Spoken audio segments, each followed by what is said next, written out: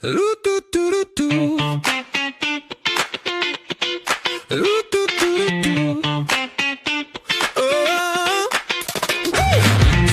tabs on my phone at dawn, scrolling through the carnage, what went wrong? Grammar solid steady, rookies on the rise, mid-prices tempting me, danger in disguise. Big J calling from the couch, mate, check your side. Joe bragging about a loophole, riding that tide. We traded in our hopes like stocks on a screen, chasing that price rise, living the dream. We're the center bound crew. Hey! Whistle blows, we're riding it through. From goals and behinds to the last upgrade. Greatest game in the world, that's how we're made. From a pig in the guts to the bench from a blues. Every week we're breaking the rules. They fell in our veins, yeah, it's all we do. We're the center bound crew.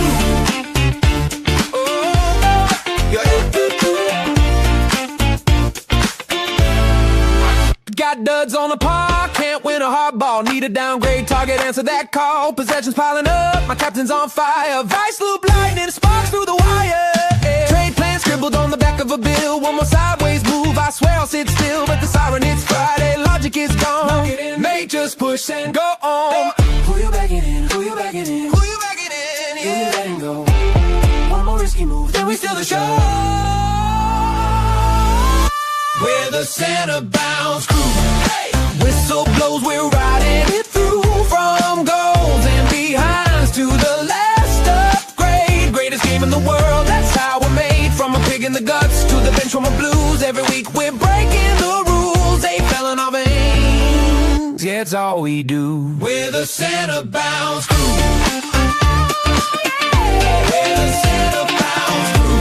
Oh yeah, the center bound crew. The center bound crew. The center bound crew. Hey guys, welcome to the Centre Bounce on what is this Monday just after round 3. I tell you what, I thought all the carnage was done. I'm just kidding. Joe's not left us. He's just running late. But, mate, we come through. Last week we had ins and outs. And now 2 more most loved players in Dev Rob, 1 match suspension. Though he only scored 50, so what are you expecting from him, right? And then Tristan Xerri's out for 3 weeks. So there's definitely going to be a few Tristan Xerri comments in there today. But boy, oh boy, it is a rough one. It really is a rough one. Every single week so far. And to the people like myself, I mean, if you started Xerri, okay, change him. It doesn't really matter. But for the people like myself who basically brought him in last week using a boost, now effectively have to boost him out. It's like, I feel like Tom Stewart of 2025, if you guys were following the channel at that point, where I basically traded him in 1 week and then traded him out again, and Josh Dacos doing similar shit. And it's like, mate, yeah, really, really rough one there. But what can you do? Some fantastic wins in AFL land as well this weekend. North Melbourne winning was a great one. Sorry, Joe and Mark and everyone else watching. West Coast won, which is pretty crazy. And then the Melbourne game as well. There are quite a few coaches this week who are actually under the pump and are just like, mate, we need to figure out what we're doing, because if we don't, we're in a lot of trouble. So, yeah, heading through some of the comments now. Hopefully everyone's having a great day. And, yeah, we'll kind of go through tribunal news, go through everything as we go through. So there you go. Michael, there you go, Michael. Fantastic win against Port Adelaide last weekend. And I know there's one Jesse from True Footy who's very, very happy. And then one Mr. The Pair who's not really happy. And North Melbourne kind of started it off with round 0. And Port Adelaide is slowly just been in the toilet. And unfortunately, if you guys haven't seen the news, Todd Marshall looks to be out for another week as well. So their poor defensive stocks slowly, further down. The Richmond versus Port game, Saturday 4:15, is actually turning into being a bit of a must-watch almost. I don't think Port Adelaide wins, which I don't think if you said to me at the start of the season that was going to be the case, that would be the case. So maybe a bit of a hot take. Michael, thoughts on Windsor, Parish, and X to ZZ, Bond, and Nick? Now, not that we went early on ZZ, but obviously Zekalinski is going to be playing, you'd hope, with Gardner out with the AC joint for a while. Bond to Nick, I love. So what do we got? 3. So 2 mid prices, 1 primo to a rookie. Yep, perfect, Michael. I love it. I think some people will say it's not enough, and some people will say it's too much. So in that respect, it's perfect, if that makes sense. Kind of, you in politics and in life and everything else, you're never going to be able to please everybody. So if you can reach that happy medium where you're in the middle and half of the people hate you and half of the people don't hate you, then you figured it out pretty well. So yeah, I think we're doing okay there. StreamYard is currently telling me there's only 4 people watching. I hope there's a bit more than 4. We'll see. Hey, Kobe, how you going, mate? Oh, there you go. There you go. Yeah, it's good old North Melbourne. I'm going to go grab my North Melbourne scarf just because I'm pretty happy. And I don't know if we're going to win any more games, at least for the next 3, because I don't know if you guys caught the news. Tristan Cherry's out for 3 weeks, and we have CCJ rucking. So if you wanted a guaranteed cash cow for the next 3 weeks, go grab CCJ. But there's no way in hell I'm advocating for you guys to do that because it is rough. It is going to be a rough watch, I tell you what. Super Blue Iris, hey, going. Thoughts on Cherry to Reeves? Well, I don't mind it, to be honest. Let me see if I can pull up. That is not the right one. Footyscores.net. Let's check out week 2, and I'll put this up.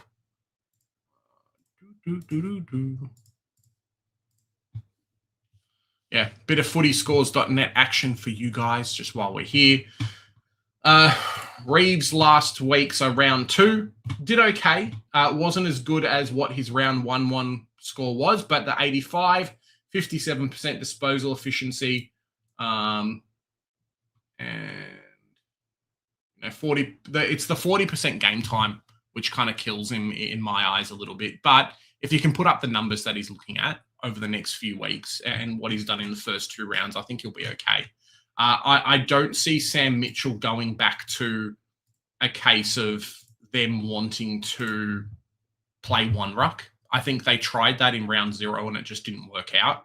And having Reeves in the team does offer something a little bit more than potentially what they've got at the moment. So if we have a look at the Bombers' next kind of couple of runs, sorry, not the Bombers, the Hawks, 1 second.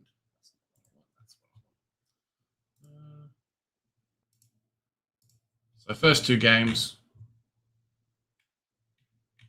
Yeah, cool. Reeves should do very, very well against Mitch Edwards / Stanley. I think they've got the height advantage on them. And it's at the MCG, so expecting an okay game. I think round 5 is going to be a little bit tricky for them, but fair enough.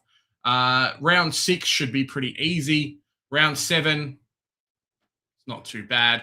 Round 8, a similar thing. So I think you're going to get honest, probably 80 to 85s from him. I don't know if you're going to get much higher like you did in round 1 versus Essendon with the 104. But at the 270K price mark, if we just check out what we're looking at,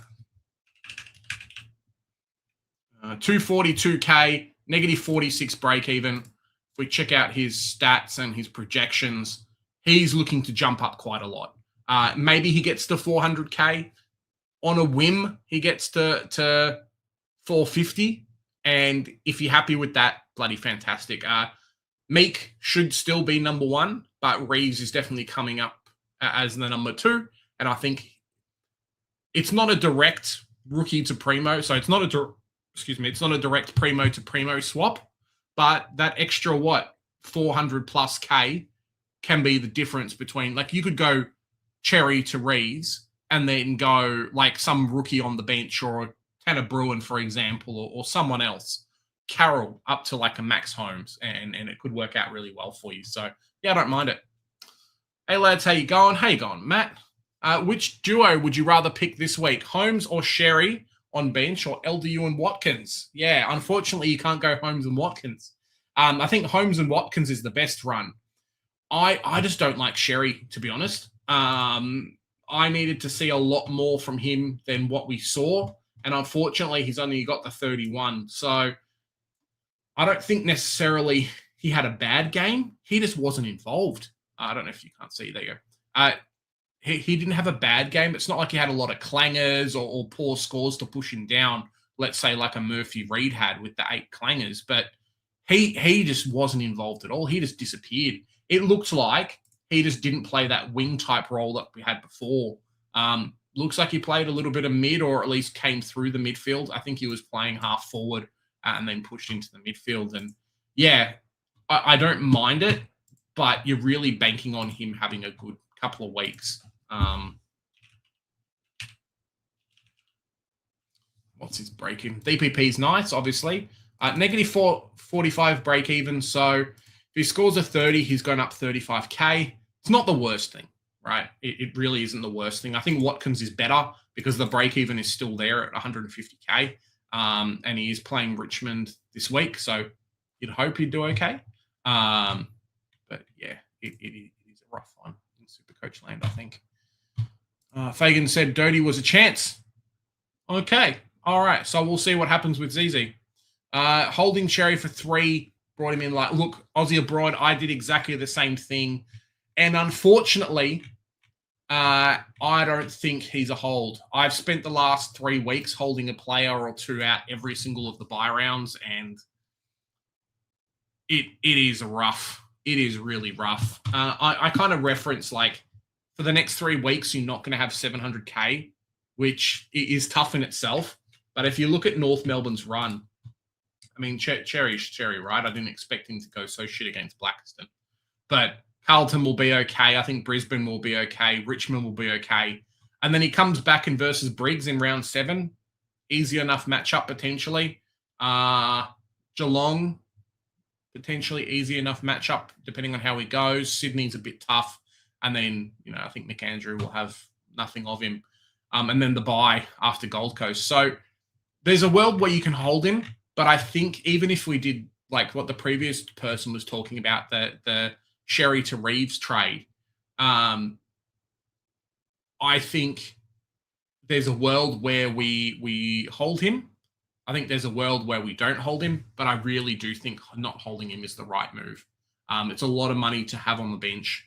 And even if you say, okay, he's only scored a 45, and he scored a 68. So he just made his break even, but it's going to be quite high next week. What did he score? He does have the 199, but what's his break even now?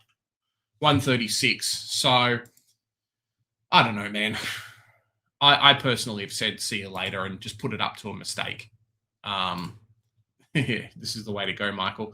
Track to Bont to X. Yeah, Bont to who next week? Hopefully Bont to no one. Blackiston to Reeves using ZZ. Love it. Just keeping my ruckman as Tim in English and Jackson. There you go. That's currently what I have at the moment. G-Bags. Hey, gone, G-Bags. After my trades this week, I'll have 33 trades left. Cool. I think I'm on 30. I'll be on 33 as well. 25K in the bank, 10 keepers in my squad. I think, G-Bags, what you really need to do is nail all the cash gen. If you can do that, if you can make sure that you've got all the good rookies, I think you're okay. There are some teams that will be way ahead of you. There'll be a couple of teams that are behind you. I think Carnage in general in Supercoach at the moment has kind of pushed a lot of these things to happen to us, which is okay. It's just the way that the season's gone, unfortunately. And I think you're probably middle ground. You just really got to make sure that the cash gen's good and you can start to plan yourself to do. Like if I look at my team, right? If I can say, all right, hopefully Marshall's back. Hopefully Doverston does okay. Whatever Robbo's there, we'll forget about it for right now. But it's really like hey, I've got a Watkins. I'm hoping Watkins can get to 300K, which I think is doable. Watkins plus a Jagger Smith equals a primo. Cool. I've now finished a spot on my team. Blamires plus Tanner Bruin equals a primo. I've now finished a spot in my team, and so on and so on. If you can kind of say that with a lot of your rookies that are there, plus a guy on field, I think we're going to do okay. It's when people start to have dead rookies and it's 3 weeks into the season and it's just like, bugger. I've spent 7 trades and I haven't made any upgrades and I've just been shuffling cash around and boosts are there to grab the most expensive players in Supercoach, really. There's a couple of weeks, maybe one coming up where, an Oscar Steen and a Murdoch become available on the bubble. And if you don't have both, you kind of need both, but you want to upgrade, then cool. But I think you just have to be wary of spending trades from now on and get set and forget players. One thing, JP, who won, I think it was 2020, I'm going to say 2024, the winner. Been speaking to him a bit on Twitter, and he's a very nice guy. Say hello. He kind of talked to me about the Houston pick, for example, and where my team's at, and was just saying, hey, no more players who aren't going to be keepers in your team forever. There's a time and place to maybe grab a Reeves as a cash cow, jump up and flick around and do some reverse trades and whatnot. But too many of those players can put you really in a hole instead of just locking in a Lockie Ash and having the money left over, for example, or a Worrell or something like that. So, yeah, it's an interesting position to be in, but you're doing okay, but you really just need to make sure that your cash generation is where it needs to be. Cash gen's around 8. Yeah, cool. Tractor Bond. Try not to have any dead players. I was a big fan of not starting Kalani White, and that's because I think Zach Alensky or Mitch Edwards potentially going to play and things like that. I mean, we've already been gifted Murdoch being out. Lindsay was out for a while as well. A couple of these other guys, Marshall potentially out. So try not to have too many dead rookies at this point in the time, because last year I got really stuck. I was quite lucky in having, Sam Powell-Pepper and Levi Ashcroft and things like that, Murphy Reed and Trainer. Fantastic. But when you've got 1, 2, 3, or 4 dead rookies on the bench, it really starts to hurt. Trades this week were Tractor Bond, okay. Decam to Jackson. Done. And if we trade Xerri, what's the better? Xerri, hey, on Aussie. Xerri, Bruin, Josh Dacos. Look, I would not be looking to bring in anyone on the buy. I've been playing around with what I'm going to do if I want to get an Ash or someone else into my team, which I think is doable, but I would not be assuming to get players in on their buy. I think you're going to set yourself up for pain, and it could end up putting you in a really bad position. They're not going to change in price from next week, so that would kind of be my advice a little bit. Cozzy Pickett has Essendon in 2 weeks. Can't get him right. Well, there's a couple of questions about Cozzy Pickett and what's going to happen with him at the moment. I think he's slowly worked himself into top 6 to 8 keeper status at the moment. Melbourne have round 15 bye, which, probably is the best one because they only have 1 bye. But yeah, I think Cozzy Pickett's fantastic. Kind of roasted Joe a little bit about not having Petrarca and having Cozzy Pickett, but tides have turned now that Petrarca's out for a while. So, yeah, I don't mind the selection. I think he'll be great. This week, few of us are grabbing big midfielders where there are some value picks. And Pickett at 496K. I don't know how well he's going to go against Gold Coast. He could do well or not do well. He won't have games like he had last week against everyone, but it's one of those players similar to a Rochelle where you have they have the ceiling to go massive in a game and do really well. Hey, Flash, how you going, mate? What's the downgrade target this week if we have Sharp? Because it would be Murdoch for me, but he's might be still out for a while. Do I hold Sharp? Who am I thinking of? Oh, Dyson Sharp. If you have Watkins is okay. If we quickly check out players and we do some break evens, I wonder if it'll let me do it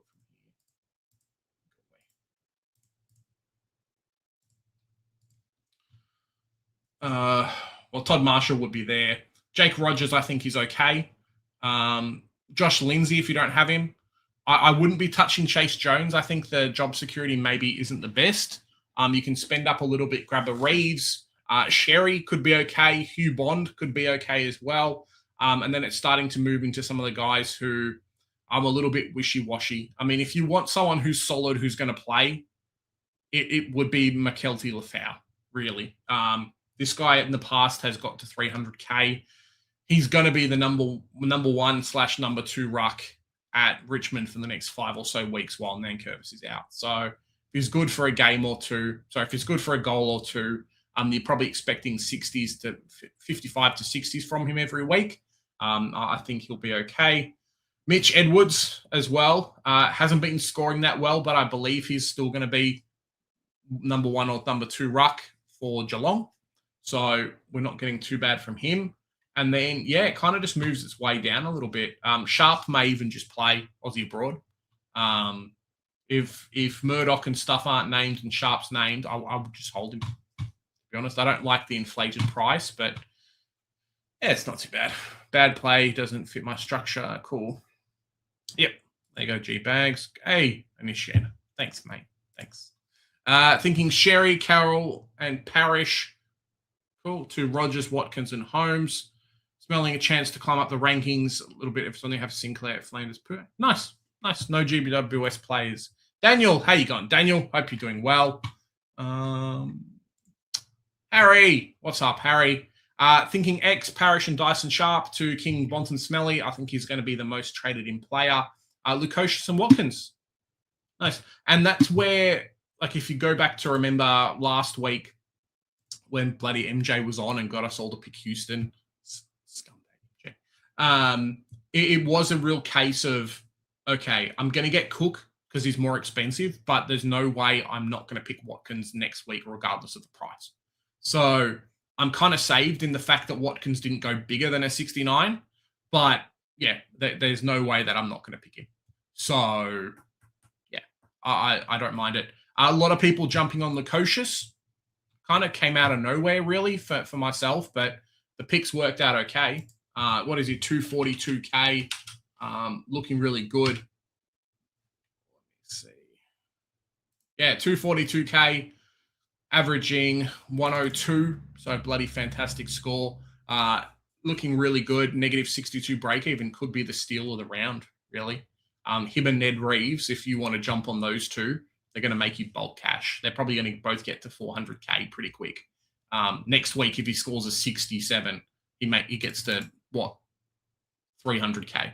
So, and this is kind of where, if I had gone to Jackson last week instead of Xerri or something like that, I might have looked to jump on a Jack Lukosius this week.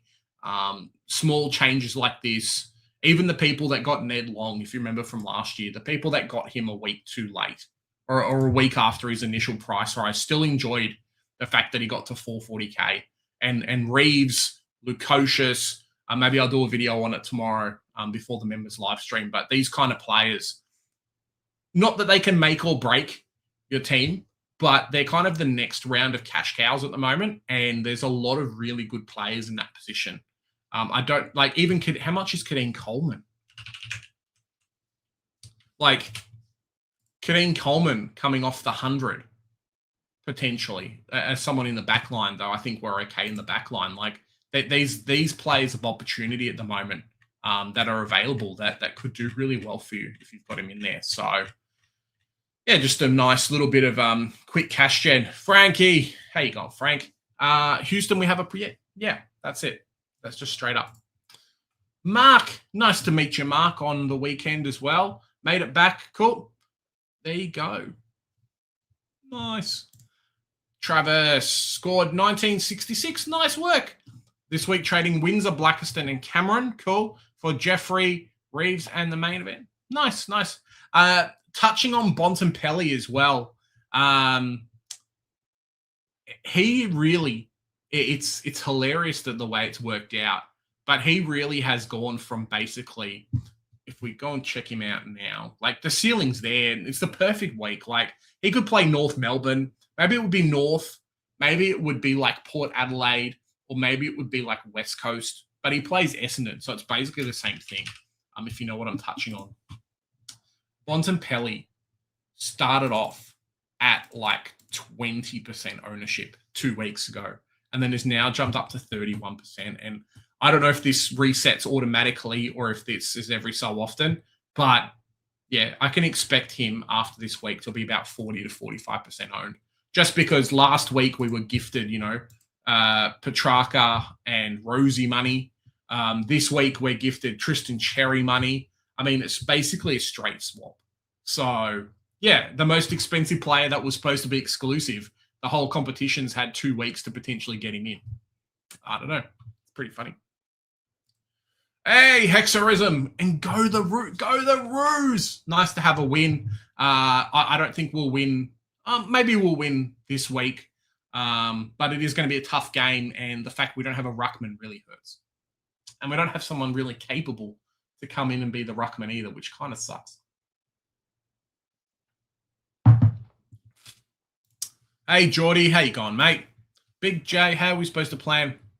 You know what you do, Frank? You grab your Lukosius, you grab your Ned Reeves, you grab all these guys who are going to make you bulk cash, and then you're waiting for the dust to settle a little bit. A lot of us have currently depleted forward lines, for example. So if you can get a Rochelle, 1 or 2 of these kind of players, it may set you up to be in a better position than a lot of other people, including myself. We'll see what happens. So, yeah, if I could do double boost this week, potentially I would, especially with some carnage to guys like Dev Rob, who should be making us money, but they're not. So, yeah, just about setting yourself up with cash gen, making sure that you've got enough cash and enough players scoring points, really, and see how you go. Post-buy round 6 or round 5 even starts to set the boys from the men, if you know what I mean. Brisbane Lions won with Fagan. Cool. Yeah. Look, when you double premiers, like Brisbane, don't get me wrong, has had not a great start to the season. But where's North Melbourne? When you double premiers, right? You lost 3 games in a row. Who cares? Like, really? Who cares? Like, Brisbane is in the best bloody position ever, because if you check out the ladder, it's not the top 8 anymore that makes finals. It is now the top 10. So Brisbane only have to come. Like, Brisbane could lose half their games to start the season and then just win the second half against the easy teams. As long as you're in between 6, teams 10 to 7, you're onto a winner. And Brisbane beats Geelong on a good day. Brisbane beats West Coast all the time. Brisbane beats Melbourne and beats Collingwood. So, like, to say, hey, he's under the pump, cool. But it's I don't think it's the end of the world. Kind of sad. Bombers have fallen. Yeah, I think it's I don't know if it's a Bombers have fallen so far since the supplement saga. I think it's been bringing in a few players. So, like, kind of Dylan Shield for 2 first-round picks kind of set it off. If you're a team that can struggle to bring in good mature age talent and you stuff up a couple of drafts, for example, like the Sardis draft is just hell for them. The Nick Cox draft with Perkins, Cox, and Reed. Like, Reed's an okay player, but the other 2, like, probably don't deserve a spot in the team. And then you spend first-round picks on guys like Dylan Shield, who I think is being delisted. Like, you only have so much capital in the AFL world. And, when you look at guys like Nick Martin, if Nick Martin was playing for Essendon and wasn't injured, the team would be better, right? So it's a rough position to be in. But what can you do, really? Like, you have to do something drastic. You have to do a North Melbourne, hopefully. You have to do one of these clubs that just throws all their stuff at... Like, there's good state league players out there. If you don't have draft picks, that's your bread and butter. You need to be like a Geelong. You need to be one of these teams that comes in and just says, hey, I need to grab players who are capable and willing and available to score really well, come in and play immediately. And Essendon's had a lot of success with state league players in the MSD and whatnot. So I'd almost be like, draft the minimum amount and say, let's pick up the next 4 best players in the mid-season draft. If you're a kid who's not playing too well, sorry, we don't need you. We get our first-round draft pick, get 1 or 2 guys or rookie list someone, and then if there's no one we like, jump into the mid-season draft. Grab the next 4 best gun players, because I guarantee you, Milan Murdoch, if he kept playing, potentially would have been mid-season draftee, 100%. Teams were after Latrell Pickett last year. Blamires, if he came out and destroyed people, would be the same thing. Watkins would have been the same thing as well. Clubs have realised that this is a good avenue for picking up talent. So, barring major injuries, I'd be loading up on saying, cool, I'm not going to pick up an SSP player. I'll get the best 2 guys in form that we know what we're going to get. And hey, if it's mid-season, we need a defender or we need a ruckman or something like that. Chuck them in. Shout out to West Coast. Yep, there you go. Nice. Always like when the bottom teams beat the top teams. Michael Voss is in big trouble. Yeah, I think, and there's some, I won't put the footage out, but there's some pretty bad footage on Twitter of people basically like hurling insults at the Carlton players, saying take off the jersey. It's pretty bad to watch, really. And I understand where you've got these fans, and North fans are a little bit there, but at least we're on the upper a tiny bit. Essendon fans are there as well. Carlton fans 100%, where you every year you're told, yep, we're going to do really well, we're going to score well, we're going to do whatever we need to do, and then it's just shit, and then it's just constant shit all the time, and you have a good game, and then it's just shit again. So yeah, it's not good. Bit of a rough one. Come to the Lions. There you go. Voss is in trouble. Look, I think it's a mix of both, and I think it's probably why Zach Merritt's going to go at some point too. And shame no good rucks in the north. Yeah, there you go. Hexarism, my trades this week. Windsor, Parish, Xerri in Josh Dacos, Clark, and Bont. Nice. I think forward line probably needs to be the position that you actually put trades into right now. There's a couple of cheeky spots, and if I look at it, at least I have 5 playing rookies at the moment. My forward line, I'm really getting kind of worried when Best 23 comes around and Marshall and potentially Robbo are suspended. Lombard gets dropped, and I've got Doveston scoring 33s at this position, F6. It's the Petrarca being kicked out and not having a replacement and pushing the cash into other positions on field. Maybe it didn't work out. Waiting for Watkins to potentially get DPP. We'll see. Now, we do have a special guest who is here. I don't know if you can see him because my head's in the way, but there he is. Chubby Joe, what's going on, mate? G'day, guys. Hope you're doing well. It's been hectic. Very quick, very busy. Straight from work. Got home. Barely had enough time to eat some leftover corn fritters that I chucked in the oven yesterday. They had a couple of them just drenched. I hope you took them out of the oven between now and yesterday. Yeah. No, they're sitting in the fridge, mate. They're sitting in the fridge. So I cooked them in the oven, had 2 left, these corn fritters, and today I just barely had time to just stuff them in my face. And obviously went straight to church, just got back home now. So yeah, it's been crazy. Hope you're all having a good one. Late one. Yeah, late fee. Oh, jeez. Forgive me. Can Jesus grab the tab? Where are you? Ask Jesus. Where are you, mate? Can you grab the tab for me? I did it for a good cause. There's good to see you, Geordie. Yeah, hope we're all doing good. I hope I didn't miss out on too much. Tristan Xerri got the 3 weeks, I see. What an idiot. Yeah. And Dev Robb got 1 week, so he's out as well. Todd Marshall, touch and go again, so I don't think he'll play. He'll be right. Haven't heard back from Milan Murdoch either, so have to give West Coast a call and see what's up. He'll be right. Yeah, bit of a rough one there. Nah, mate, it'll be fine. It'll be fine. Marshall, they have to play him. They freaking lost that say. They lost to West Coast at home. They're going to have to play Todd. Todd has to come back in. Lombard is obviously going to play. If it's Robbo is only out for 1 week, that's fine. It's best 18. No big deal. And Murdoch, well, as soon as Murdoch is healthy and ready to play again, he will slot straight back in. So look, I've got no concerns about any of those guys personally.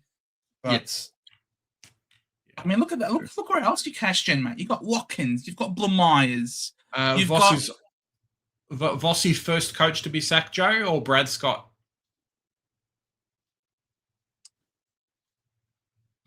I think with Scott, I don't know. I feel like he's way too confident. To me, it seems like we really are full embracing the rebuild.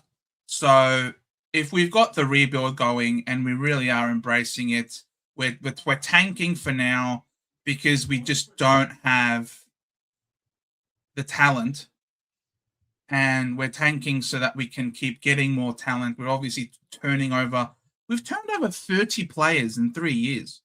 Yeah, it's bonkers, You know, man. It's like we are genuinely overhauling the list from start to finish. So I think Brad's, for better or for worse, and I think it's mainly for worse, I think Brad's safe. I think Brad's got the backing of the board. So I think the board knows that our team is shit, like completely and utterly shit. And so we're not here to sell hope, because the Bombers have never truly committed to a full rebuild ever. The Bombers have always been too proud and too good of a club to ever bottom out and rebuild. They've only ever always thought, we're too good for that. We'll just rebuild on the fly, or we'll always top up. We'll always draw in free agents because we're a big club, because we have a supporter base. So as a club, it's always been, no, we're too good to do. I think finally, this is the first time ever where the Bombers are genuinely fully committing to a rebuild. And I think Brad's just going to be the rebuild coach. I think Brad's just going to be he's not going to get us anywhere far. He's just there to sort of be a bit of a disruptor and just try to, I suppose, pick out the players who are no good, send them off. Rosa comes in, drafts better ones. And then once we've got sufficient talent on the team, Brad goes. Yeah. I genuinely think. I think Brad's here for a specific role. Hey, Mark. G'day, Mark. Thanks, Mark. You're late. It's Easter. Oh, there's a week for you. Yeah, we do. That we do, Mark. You're a good man. It was a pleasure to see you, my friend, on Sunday. It was very great. Good to see that you're back home safely. Whereas it's different with Voss, because Carlton aren't in a rebuild. You know what I mean? Like they want to be playing finals. So I think they're clearly trying to play for finals. They're clearly they brought in ready-made mature age talent right now. You know, this is a list that isn't chock-a-block full of young talent. They've got Dean, right? They've got Dean and Jagger Smith. Who else can you say is a good young player coming out of Carlton? Well, I mean, Elijah Hollins did okay on the weekend. He was all right. Quickly did a bit of a squiz on their players from he was all right. Game. Elijah Hollins, I do rate him. But who knows when the next off-field discretion will be? Who knows when the next off-field discretion will come? You try not to think that way, though, yeah? Like, Walsh is still pretty young, but he's getting on. Both Hollins is at least holding their own at the moment. Chesser has looked better at a better club, I guess. But it's true, though, Joe. Like, Dean's done okay. They just have a bunch of mid-20-year-olds plus a couple of kids, and I agree with you. I think they're still struggling from the Zach Williams situation when they brought him in on big money, and now they've lost their best key forward, and they're trying to say, it doesn't matter that he's gone, but it really does matter that he's gone, and until they find that guy to come in and fix that forward line a little bit, it's a bit rough, but if you look at it, Cripps midfielder kicking goals, Jagger Smith midfielder kicking goals, Ainsworth I don't think is the best forward, but he's at least kicking something. And then a couple of others midfielders kicking goals too. So they're trying to change up the game plan a little bit, which is great because they don't have the figures not to. But 100% pressure's on. Even Koshy threw Carr under the bus this week. I don't know if you saw it, Joe. Basically saying we're not rebuilding. We're trying to play finals. So finals is the benchmark, and that's it. Versus I can't remember what Carr basically had to swing it around to being a different word because it's saying like, that they're transitioning. I think. Yeah, we're transitioning our play and our team. It's like, well, no, like that's not what your president said, mate. Sorry, I understand why. I understand why Koshi said that. They literally took no draft pick. They literally used no draft picks last year. Yeah, Cooper Lord, true, good shout, Kobe. But for the most part, Carlton is a club for the now. Meanwhile, Port, how does Port? I don't think there's ever been a team in the history of the game that has drafted nobody in a given year. Drafted no one. So it's rough, man. They clearly have decided that, and Kosh is, he's in the position, him and his cash cow. They're clearly deciding that, look, we're not going to rebuild, and that's up to him. And it's not too dissimilar to what Craig McRae said the other year. Don't give me picks, give me players. I think last year someone finally, managed to speak some sense into Craig, because you can't not have picks. You need to have the next generation to come through. You just have to. So they don't have to be necessarily super young. Look at what Geelong does. Geelong recruits mature age kids. The best young player in the league, Sean Manor, 28 years of age. You know what I mean? So it's there's you have to keep drafting. Watkins walks in and they're one of the better players. So exactly, yeah. Turning them over, but not picking anything good. I'll say I think Michael under Rosa. I think we are. Better. I think we are definitely picking up better players. So if Essendon draftees in recent years, let's see the recent. Let me just share my screen real quick. Share screen. All right. I reckon in the last, obviously Hussein was a academy pick. I liked how Kondo looked on the week in the first two games he's played. Obviously, he's been a little bit shafted by shit teammates. Sharp looks like a player. Farrow, you saw him on the weekend, was classy, good ball user. Sullivan Roby, the guy's 70% fit. He has had no preseason, and in the VFL on the weekend, he had 4 goals, 23 disposals, 8 clearances, whilst missing out a whole quarter. So I'm happy with those draft picks. Year before, who did we get in the national draft? Zach Johnson at pick 70, absolute steal. The Onion, still yet to be determined. Angus Clark, the kid's a goer. You can't say no. For pick 39, Angus Clark, he's a goer. Obviously, we've got Kako that draft as well. Cal Jerome still hasn't played yet. But happy with those picks for the most part. Year before that, we got Nate Caddy, can't say no. Lual's been delisted. And Archie Roberts, pick 54.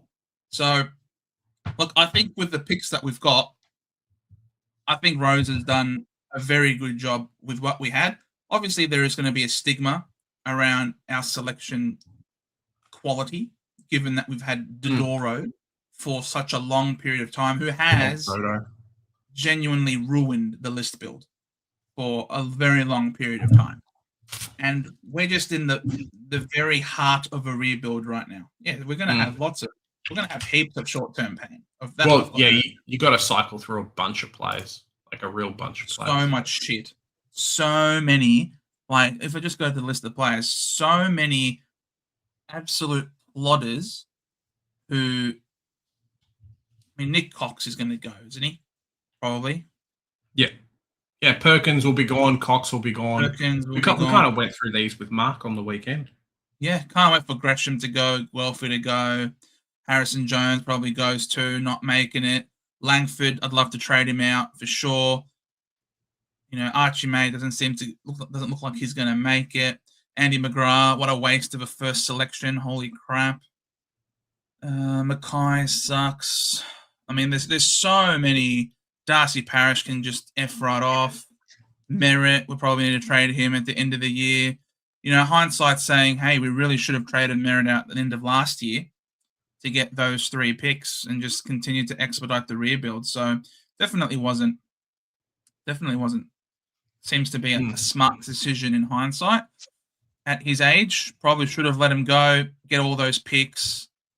Peter Wright, he had a good game on the weekend, but it's too few and far between. He has not been your worst player, so I don't want you putting shit on Peter Wright. Like, he's not the best player AFL. He came to you guys for a 4th round pick or some stupid thing, and he's played like 80 games at the Bombers. So, it's not Peter Wright's problem that your team's crap.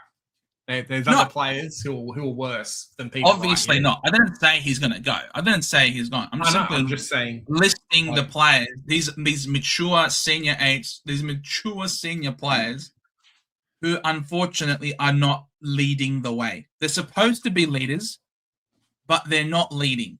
They're just a whole bunch of entitled passengers, unfortunately. And these guys are all Dodoro guys. He's probably on $50 a week, mate. Peter Wright. How much? Peter Wright, $50 a week. You wish. G'day, Globes. Hope to see it. Good to see it. Dazza, why would the Bombers keep a 30-year-old Zach Merritt when rebuilding the business? He's good. He's a good player. Imagine if they didn't have him. He's our best player. He's our best player. Parker Son is so bloody tempting. Yeah. Lukey Parker. I love him. He's great. He's good AFL player. Let's find out where we're up to. Why did he not score well against West Coast? What happened? He did. Against West Coast. Yeah. He had a. Where is it? Was that round 2? Can I go back in time with footy scores? He scored 60, so 67. Yeah. But at the top. Yeah. Yeah. What happened here? 4 clangers. I think that's what CG means, clanger. Yeah, it does. Yeah. Because otherwise didn't see much of the ball. I think we just got smashed by their talls, and then he got moved around a bit. He had 22 disposals. Yeah, we just got smashed by their talls, I think. 82% disposal efficiency, 12 handballs, 10 kicks, no good. We needed him to be kicking more. Only the 1 tackle. Any marks? 4 marks. It's quite remarkable that he only scored 67 fantasy for that. So it's apart from this game, he has had an absolutely stellar start to the season. Him playing off half back, he's basically old man Parker. Old man Parker doing well. He is basically Luke Hodge for you. Yep. And that was referenced today by people on the media. So there you go.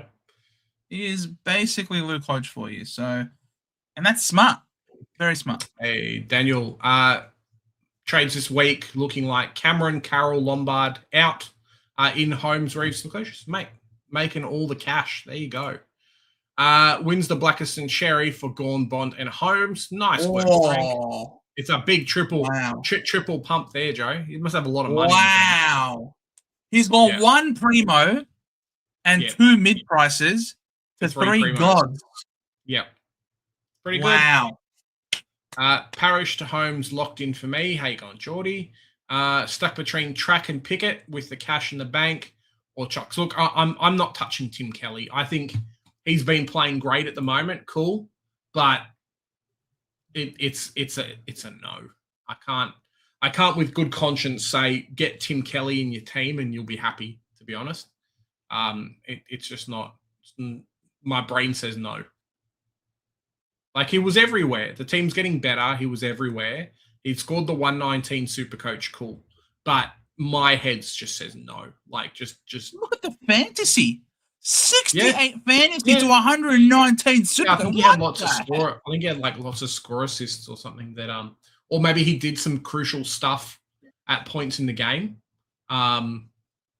Where must have been it. What's his pressure acts? Yeah, 9 pressure acts, 7 intercepts, potentially kind of stopped a couple of runs that gave him a bunch of scores at crucial times. Holy shit. He's like did almost doubled. Yeah, I've never seen a midfielder have like a double ratio. That's kind of crazy. I can't in good conscience tell you to get to get Tim Kelly. If it works out for you, fantastic, but I just can't. Was it our game Saturday? Loves the Fitzroy. Cool, there you go. Despite found it hard sometimes throughout the game, the Roy Boys song with the coloured jumper, bring back the collars. All right then. Like the look of Reeves, but no more mid prices. There you go, Flash. They mid prices work out. Lukosius, Reeves. Was saying, Joe, when you weren't here, maybe we'll do up a quick video tomorrow. Just talking about like cheaper guys that are on the bubble this week that maybe jump on. Talk a little bit about mid prices and whatnot, a couple of options, because it's going to work out really well for those potentially that jump in and take the punt on a Lukosius or Reeves, who are going to be $50K more expensive next week. So yeah, we'll see. Thoughts on Sam Berry? Look, it's a no from me. I think Tanner Bruin will be okay. To be honest, I don't think he's the worst player in the AFL. So he did score a 47, but it's like saying if Tristan Cherry only scored the 68 and he wasn't suspended, are you now going to trade him? Like, yeah, the guy got basically punched in the face and then disappeared for a bunch and then kind of ran around and didn't do what he was supposed to be doing. So I don't mind it. Sam Berry, though, Joe. Why? Surprise packet, Sam Berry. No. G-Bags. Just no, bro. I respect him as a player. He's hard-nosed, no nonsense, went about his business. Just get guns or rookies. That's it. No mid-prices. The mid-prices have let us down. The mid-prices continue to tell us that they are frauds. You want your money to go all the way. You want either the best of the best in a primo, a keeper, or you go for the rookies. Okay? That's what you go for. You're not bringing in mid-prices at this point in time. I think I'm more than happy to just continue to access full cash by dropping whatever mid-pricer I've got to a rookie and then using that money to get a mid-pricer to a primo. I'm all aboard just guns and rookies from here on out. Personally, no mid-pricer will make you more money than these good rookies. A good rookie on the bubble will make you more money than a mid-pricer. Just exactly. Mid-prices are the start, and that's it. No more mid-prices. You don't trade in mid-prices during the course of the season. The reason why you start a mid-pricer is you're hoping that they might give you comparable scoring to a primo, which therefore gives them a justified higher starting price compared to a rookie. That's the only reason why. And if they do that, then you're happy because you're getting primo level scoring whilst also making money. You don't bring them in during the course of the season because you just don't know. Because you'll see that there aren't any, well, occasionally there might be some mid-pricer that pops up that is given a lot more responsibility, that all of a sudden looks like they're the guy who's going to pop off because a genuine primo has gone down with injury, and then you capitalize on that. Great. It's very clever. But I don't think Sam Berry ticks that box. He's not doing it for you, Joe? He is not ticking that box. He is not scratching that itch. He is not looking at me with a nice little wink. Come, pick me. Oh, yeah. No, it's not happening. Not happening. Fair enough. Then Zane Dersma looks good. Yeah, he looks really good. I'm not going to pick him in Supercoach, but slowly building into his own. He needs to get around the ball a lot more, but when he kind of can do that, I mean, he only had 9 touches but kicked 3 goals. So it was when he was got stuck, I think it was on the wing and things like that a couple of weeks ago that he just kind of, it just didn't look great. So, yeah. How are you doing, Big J? Thanks, mate. Bailey, I'm good. A little bit wary of no Cherry. Worked from home today, so it's not too bad. And my work gave me a free day off. So there you go. Not too bad too. They're all like, the cost of living is high, so everyone in the office gets a free paid day off. Like, cool. What? No worries, mate. I'll take that any day of the week. What? Yeah. Thoughts on Xerri, Carroll, Windsor to Stuart Parker. Look, I don't think I think Parker will be okay. Oh, he did score the 161. What's his break even? I really don't like bro. the. I really He's don't got like bananas, bro. He's got Right. bananas, Parker. But yeah, if you want to go Luke Parker, go Luke Parker. To be honest, just do it. Tim Kelly, 75 break even for Parker. yeah, he's going to jump up really quick. Leave me with 600k, thinking either a Tim Kelly as a forward, back 100, good CBAs, or someone else.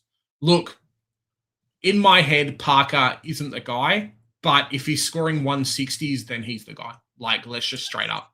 Cool, no worries. If he's scoring 160s, he's the freaking number one player in all of Supercoach, mate. He's bonkers.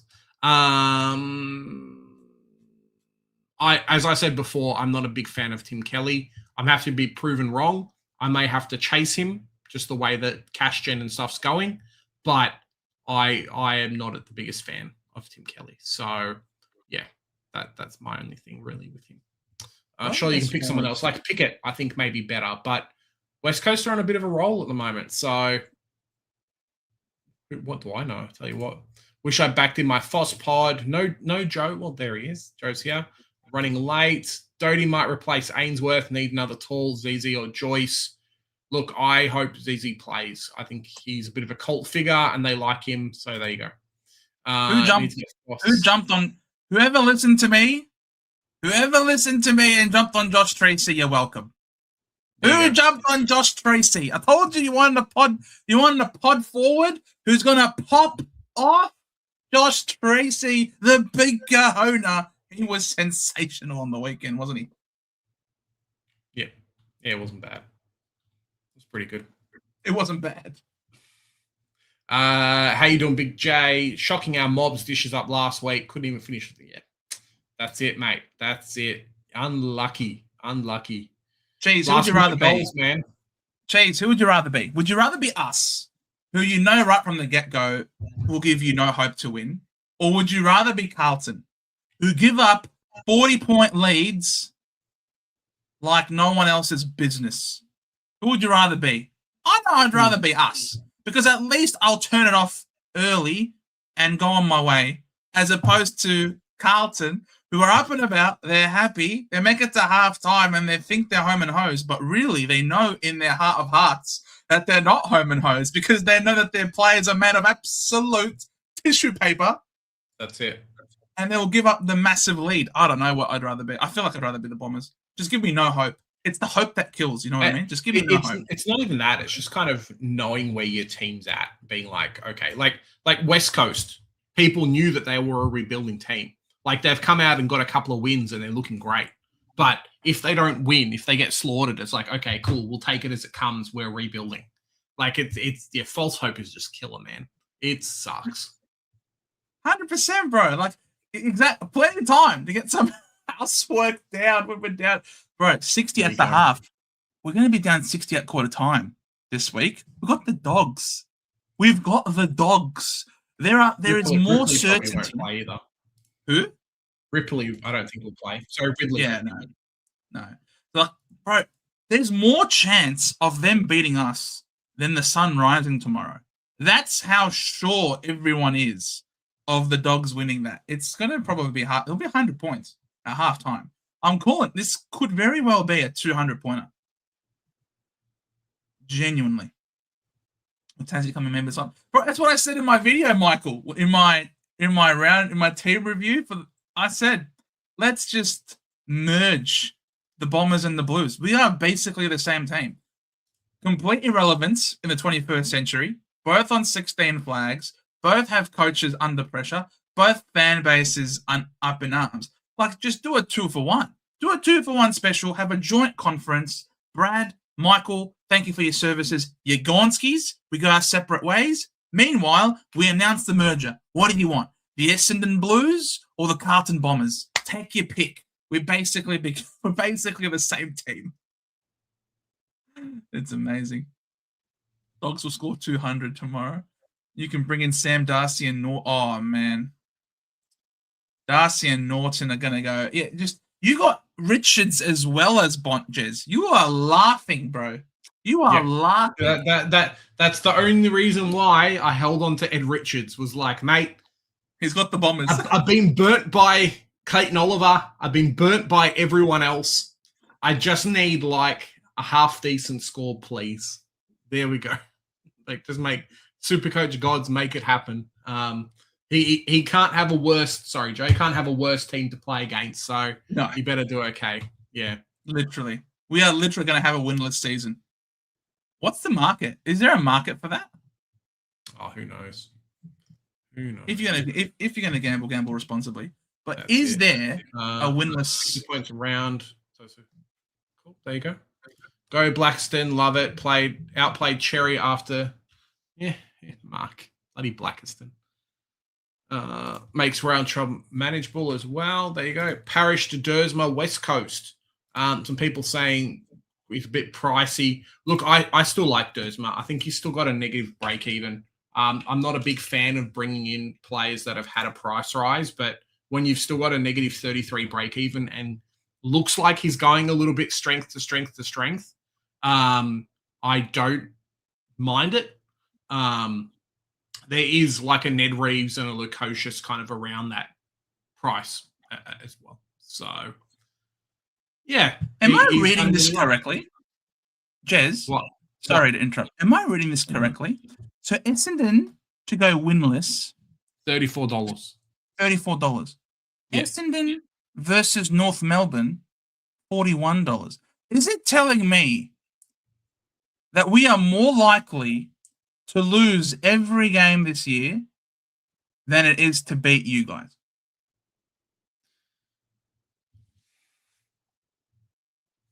I think so. If if they're paying 34 to 1 to go winless, but they're paying 41 to 1, it means I think it also depends a little bit on like whoever's put money into it too. Now, if Mark Lavell's come out and put $2,000 on Essendon to go winless, at like $80, then now it goes down to $34. Then the market's obviously not there, is it? But yeah, that's kind of what it's saying. Yeah, is like, you know, same for Melbourne, Joe. They think you guys can't beat Melbourne, but you can go winless. Like, it's a pretty good odds to jump on it now. It's first win. Yeah, it is. It's first win. But yeah, it's so they're saying that our best bet is that we win our first game against Melbourne. Yeah, your first win looks to be coming against Melbourne. If not Melbourne, somehow Collingwood. I don't know how you guys are going to beat Collingwood. Anzac Day. Yeah, going to beat Collingwood, and then Richmond is next after that. Dream time. That is our 1 year anniversary since our last win, round 11. That's crazy. That will be our 1 year happy anniversary for a win since your last win. Yeah. Oh my god. Paying 30. You know what? Those odds aren't too bad. I might chuck a sneaky fiver and just. That's pretty good. That's pretty good. I might just do that in my own spare time. I'm not going to actively gamble live on stream. That's just not how I roll. No. But it's probably worthwhile. Is it worth holding Houston till Anzac Day?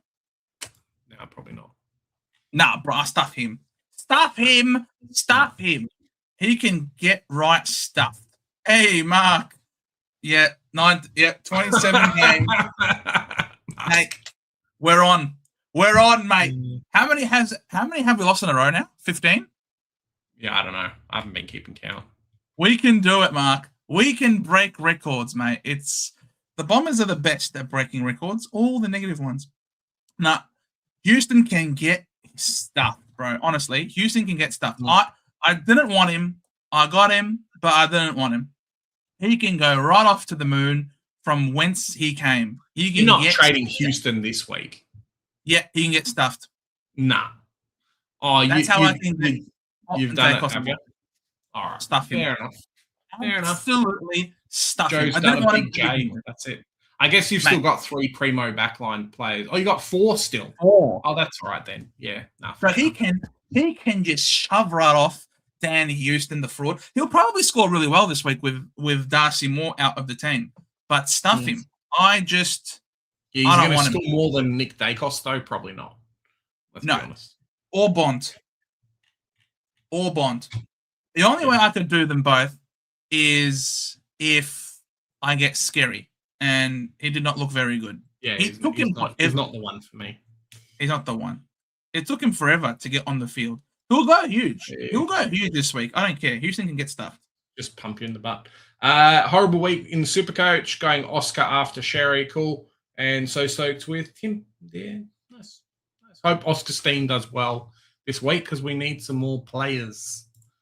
Coleman has a role now that Ainsworth missing, likely to go big. Yep, he looks great. I got bias going. Can I see in my squad? Yeah, Initiator. Shoot me your team on Discord if you want. Oh, I think you've already done that anyway.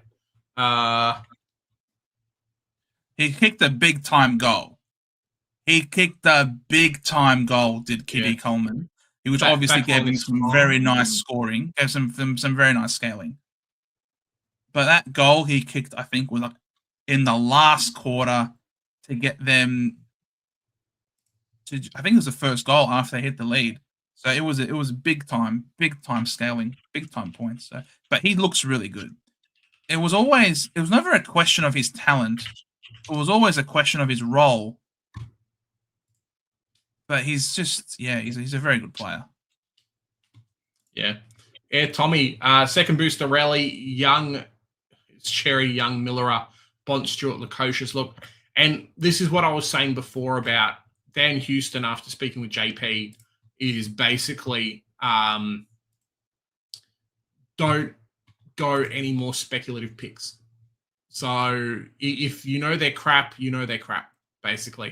It's for the JP. When was that? Yeah. No. I'm just saying, like, if you know they're crap, you know they're no good. Oh, so I think Lukosius will be okay. Bonds and Stewart should be fine. But no more, like, picking up Millerers and Houstons and all that kind of stuff. Yeah. Stuff it. No. Absolutely. I don't want any speculative players. They can all shove right off. Only two mid-prices left in my team. Buderick, who plays the Bombers, and Tanner Bruin. So Bruin is... actually, Lindsay too. That's right. Lindsay will be downgraded next week when he makes a bit more cash. Lindsay's got a break even of 36.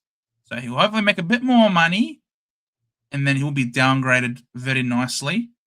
Frees up 200 odd K, and then someone else is going to get dropped as well. And then we'll have lots of money in the bank again so that we can just keep our upgrades going.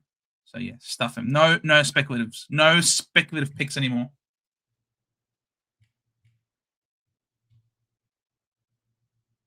Whereabouts are we now? I'm just trying to scroll up. We are at no Darcy Moore. Will benefit Houston. Houston will be okay. Stuff him. One more week of Houston. That's all I can take at the moment. Stuff him. I'm sick of him. My trades this week, Xerri, Carroll, Parrish to Josh Dacos, LDU, and Watkins. LDU? He's been very good. LDU. Whitfield for me off his buy. Yeah. I want to try and get Ash after his buy. Then I'd be pretty happy with Clark, Zorko. Oh, you'd be pretty happy with that 5 primo backline. Whitfield and Ash. That would be very nice, very good, very tasty. Thoughts on Sam Darcy this week?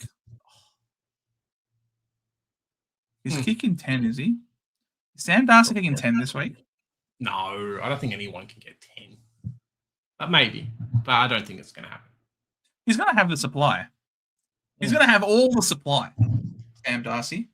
I don't think it's going to happen.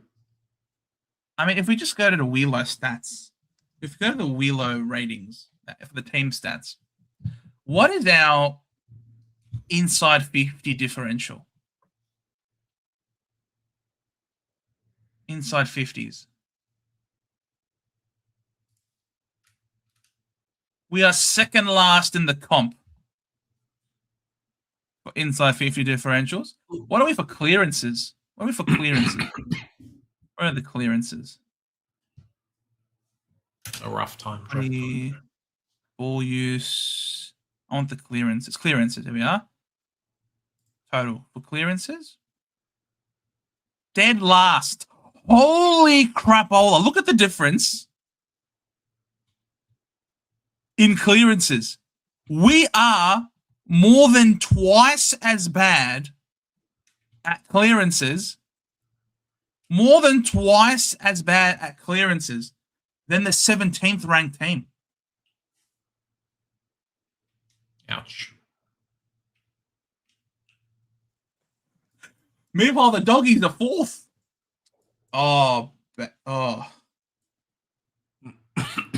they allowed to air this game? You're not Yes. allowed. You're not allowed to stream murder, right? You're not allowed to video yourself killing other people. That's not allowed. That's a crime. Are you sure? This game, you cannot. Is it legal?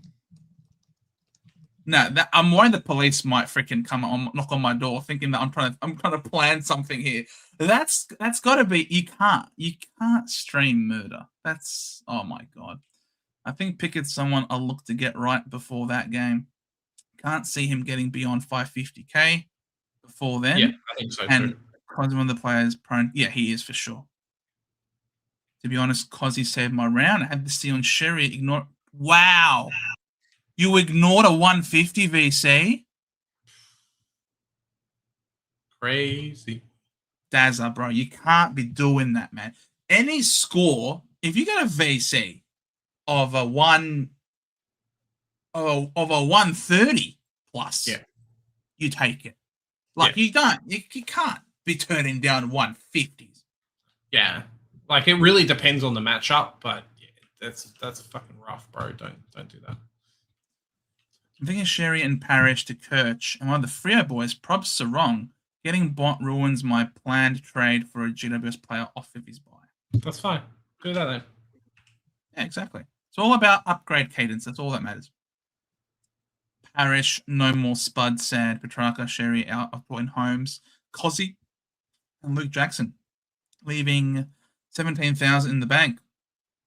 2 boosts left. Mark, I'd say don't boost this week.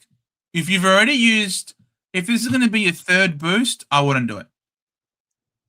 You need to save those boosts, man. You need those boosts for actual upgrade season. I would not be. Try and do 2 trades only this week. For me, it kind of depends, Mark. If you can fix your team and get the players you want, okay. But you've really just got to guarantee that you've got the cash gen. Otherwise, you're going to set yourself up in a real sticky situation later. So if it works out for you, okay, no worries. But you are really treading thin. Even having 31 trades left right now is like a little bit less than maybe what you should have. So right now, you're kind of setting yourself up a little bit for a bit of pain. So yeah, just be careful, I guess. Yeah, that's what I'd say. McCarthy seems in Fagan's plans. Yeah, there's a reason why he was in my preseason team. I really liked him, but I just don't know if he stays in the side. But like getting 70s, he's too much forward. The reason why we liked the look of him in the preseason was because he seemed to be playing that defensive sweeper. Well, that yeah, he was playing what Dean Coleman was playing before. Yeah, so look, 69, very nice, with a 53% efficiency. So it's not too, it's quite. He left a lot of points out there, but yeah, I don't want to go there. Last time we get him, yes. Going away camping over East week with no reception, so I can't VC Butters into Bont. Have so to just go pick Daycock. Just pick Bont. Sorry, Joe. We might call the cops on Bontempelli the way he's going to be slaughtering people left and right. So that's probably the only way he doesn't is if they call the cops and say this guy's a murderer. If trading Bruin with Xerri can get you 2 primos in Holmes and one of the following defenders, is it worth trading him? Yes. Yeah, get 2 players for 1. Bruin later on is going to end up costing you more trades anyway. So if you can get two good players that you know are going to be keepers, it would probably be Worrell. I would go Worrell over Blakey. I'm not sure about your mix-up with his second buy. Or Worrell's first buy. Like, how many players and stuff you've got. But yeah, 100%. I think it's fantastic. Like Tanner Bruin in a couple of weeks is probably going to be gone for me, hopefully for a defender or a forward. But yeah, if you can offload them and actually get quality value players and 2 keepers for 2 trades, I think is a very good value. Because you're going to spend probably 2 trades to get Tanner Bruin out anyway. So you're almost up in terms of action economy due to this anyway. The thing with Tanner Bruin, though, I have no trouble with it. I just feel Tanner Bruin. When I look at Tanner Bruin on my team, if I squint enough, I see Hugh McCluggage. Not fair. But everyone's team's different, yeah? Like, if you want to grab... Like, you're saying Hugh McCluggage in a few weeks, depending on what people's makeup and stuff's like in their teams. Like, being able to grab Holmes now, who's on a bit of a fire, and then another Primo now, I think you're doing really well, man. Yeah, but one of those Primos is a Worrell type, though. It's Yeah, not but like Worrell it's looks like to be keeper, bro. Like, he's averaging like 110. He's doing all right, but he's not having a bad week. Like, Houston may become Worrell next week for me. Like, the catch gen you're passing up, though. Like, he's not even scoring. Like, this is Tanner Bruin. Like, he's not really scoring hot shot. 84, 86, 82, 77, 87, 77. The guy has made it to 400K without hitting a single 90. Yeah, but I don't know. Against West Coast, what happens if he goes 95 against West Coast? I think it's money in your pocket versus money you're going to have in a couple of weeks. Really, I'd rather save the potential rookie that I have to spend with Tanner Bruin, and the trade that I have to spend with Tanner Bruin to go up. Like, Max Holmes is no slouch, yeah. I know, but Hugh McCluggage is a freaking walking Scottish suitcase, mate, who is a freak, who never gets any attention whatsoever. I mean, do we have to look at Hugh McCluggage last year? What the guy did? Yeah, but Max Holmes, isn't Max Holmes like comparable to Hugh McCluggage anyway? No, Hugh McCluggage is way sexier. I like the trade Aussie abroad. I think you're doing very well. You can get Hugh McCluggage later when he drops in price from someone else. I think you're doing very well doing the trades he's got there. Oh, I mean, you won't go wrong, but at the same time, not that one. I want DFS. I want the player summary. Oh, geez, all right, fine. If we look at him last year, I keep saying hi, Hugh McCluggage. He's got a 250 break even. He's going to drop like a rock. The guy averaged a 117 last year. I don't know. He's just getting better. He's 28 years old in the prime of his career. I mean, you could go now for a Holmes type if you want. You can. He might become unobtainable, to be honest, Max Holmes. If he keeps popping out 120s, he's looking really good. Unobtainable? Yeah. I'm not paying 640 for Max Holmes.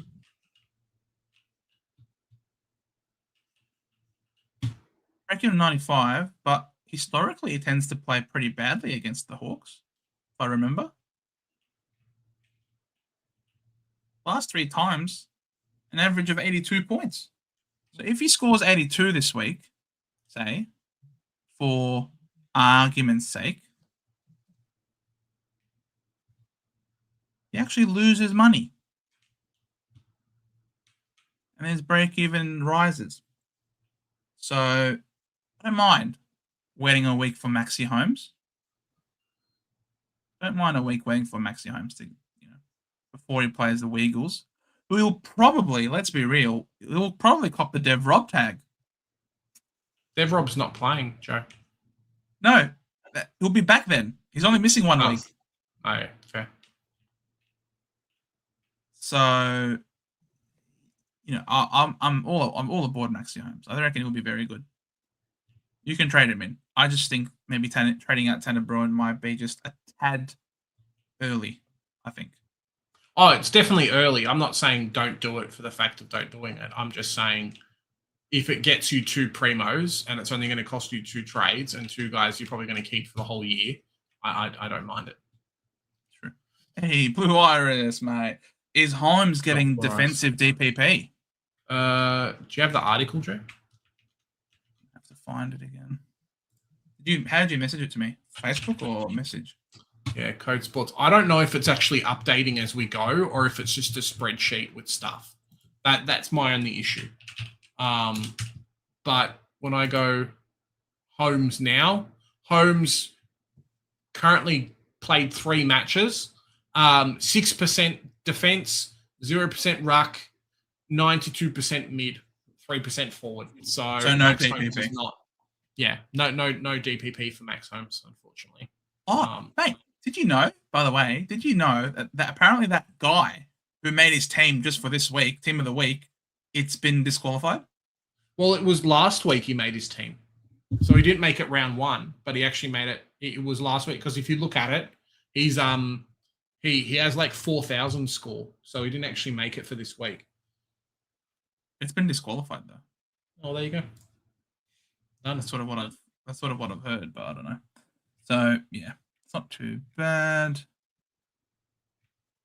With Robertson out, I'm thankful it's best 100%. 100%. Thank God it's best 18. I don't even have. I'm not sure how many I have at the moment. Back line is okay. Midfield's okay. Marshall, Robbo. Okay, I have 21. 21 playing this week. I'll let it have a full squad if Marshall plays. Yeah, well, he's been confirmed out, Joe. So he's not playing. Still, yeah. All right. I'll have 20, 23. Sorry, 21. Yeah, all right. I've got plenty. Got all the players. Excellent. Very happy about that. You mean they're going to do a Collingwood? Take players. Yes, exactly right. Take players, not picks. Hey, Big J, would you go? I love Mr. Bean, Brody. I love your picture, mate. Hey, Big J, would you go a Parrish, Xerri, and Carroll to a McKercher, Holmes, and Bond? Grab Gawn after his matchup with Wits.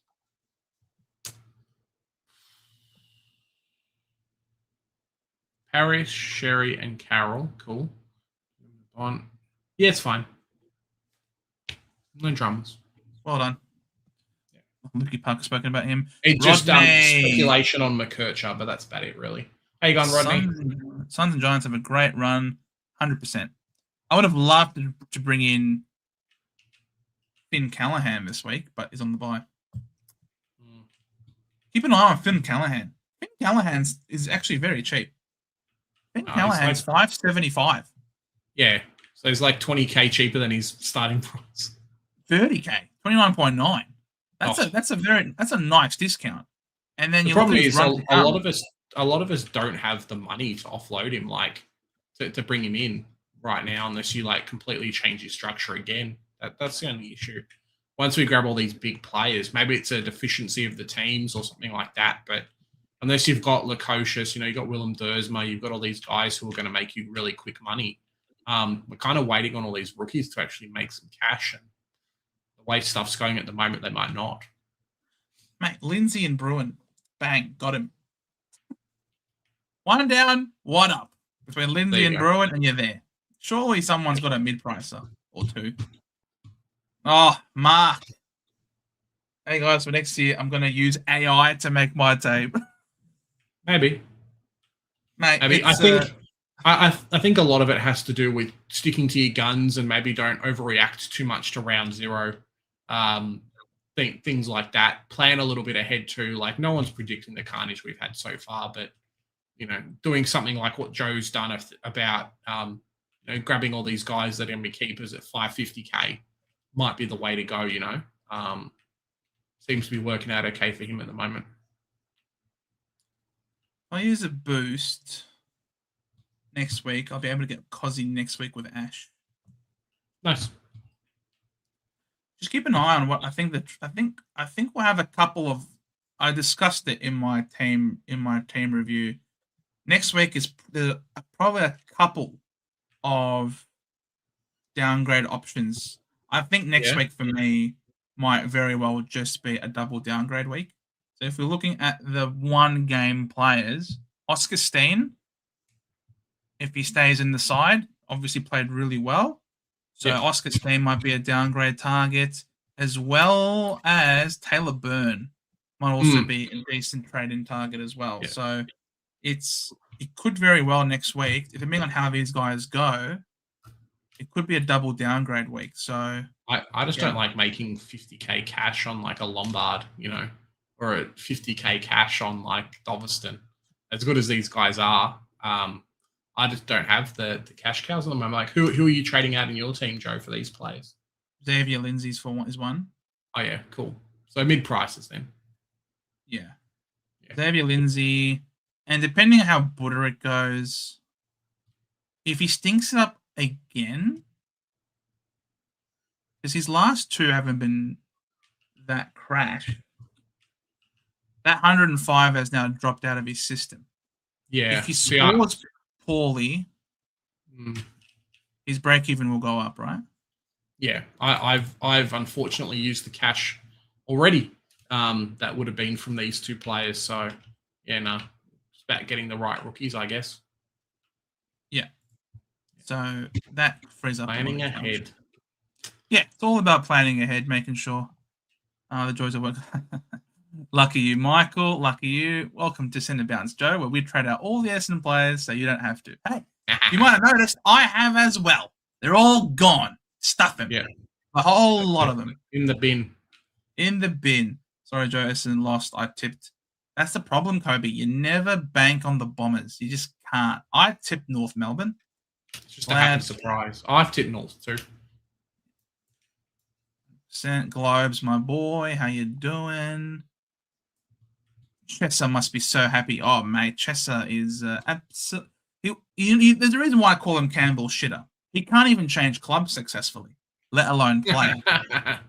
But would he be playing, though, at that team? I don't know. I don't know if he'd be playing. Maybe this week with Dev Rob out, potentially. Yeah, the second round picks. I know. They were all... Hey, Cheese, we seem to be all right with second round and mid-season draft picks. We seem to be better at those than the first rounders. Yeah. Legend. I might need to use my third boost of the year. Stop, Legend. If you can avoid doing it, in my opinion. Unless you get something really juicy out of it. But I don't think the cash gen's there yet to make it warranted, Exactly. Yeah, 100%. That was so bad. No leaders, indeed. Is Clark injured? Yes, he is. Otherwise, he would 100% be playing. But yeah, Clark is injured, unfortunately. Look at every line. There are no standout A-graders or leaders. No. We have potential A-graders and potential leaders. I'm looking at Caddy and Kako, for example. Roberts, if he can clean up his disposal a bit. But, Zach Reed, maybe, if he can have some better defensive pressure up the ground. I thought at one stage that Durham might have been one, but I think Durham's never going to get there. Durham might be, at best, a B-grade player. He's a goer. Sure, he has effort, but he doesn't have the skill. So Durham will never be an A-grader. And you were obviously hoping that he would have. But yeah, not too many A-graders or potential A-graders, which is unfortunate. Records look like it could have been anything. Yeah, he just had that long hair and the swagger. He had the long hair and the swagger, and it's been beaten out of him. He's got zero confidence, and yeah, I feel like we're really letting him down as a club, as coaching staff. They suck. Parker, I think, is a bit of a trap. Probably not going to be a top 10 defender, and at his price, that's what you want him to be. He's a midfielder, not even a defender. He's taken up a precious midfield slot. I wonder if he's going to get DPP though. Oh, he absolutely will. Absolutely he will. Thoughts on Myers as a pod? Love Myers as a pod. Love it. Absolutely love it. I traded in Holmes last week for a 121. Now that everyone's going to give him a bank on a 60. Well, you sort of saw his last three games against the Hawks have been 80, 84, and 82. So, Butts out. Does that help or hinder Worrell? That hinders Worrell because now he has to play accountable. Wow. Unless they've got someone else to come in. Wow. Butts is out. Yeah, I think he I'm got tipping- concussed. He ran I'm into tipping Freo. McAndrew. I'm tipping Freo now. Butts was huge. Butts was big. And you cannot lie. We loved him. He was huge. So yeah, I'm tipping Freo now. Xerri, Parrish, and Carroll. Xerri, Parrish, and Carroll to Bont, Holmes, and McKercher. Oh, I think I already answered this question. Yeah, that works. Supercoach 2026. Thoughts on Parrish, Oh, mate. Xerri, and Coniglio? No, I know it's Cornelio. To Bont, Dacos, and Lindsay. Josh Lindsay? No, yeah, You traded out Josh Lindsay. maybe he didn't start him. Great bubble boy this week. Great bubble boy. Cornelio. What's Cornelio's break even? A little bit high. I think because last week he scored like 30, so he's a little bit tanked. Yeah, in terms of, 68. cash gen. Yeah.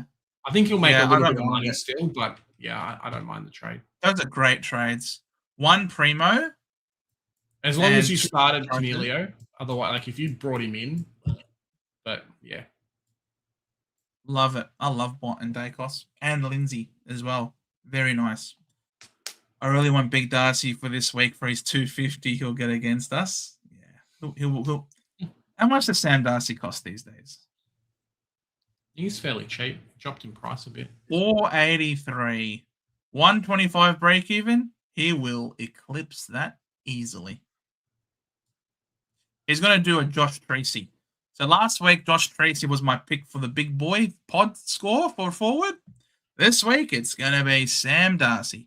Unless the umpires genuinely feel so sympathetic to us and they pay him no free kicks. I've got Berry. Oh, Globes. Interesting. Xerri, Windsor, Parrish out. Rochelle, Stewart, and Holmes in. Cool.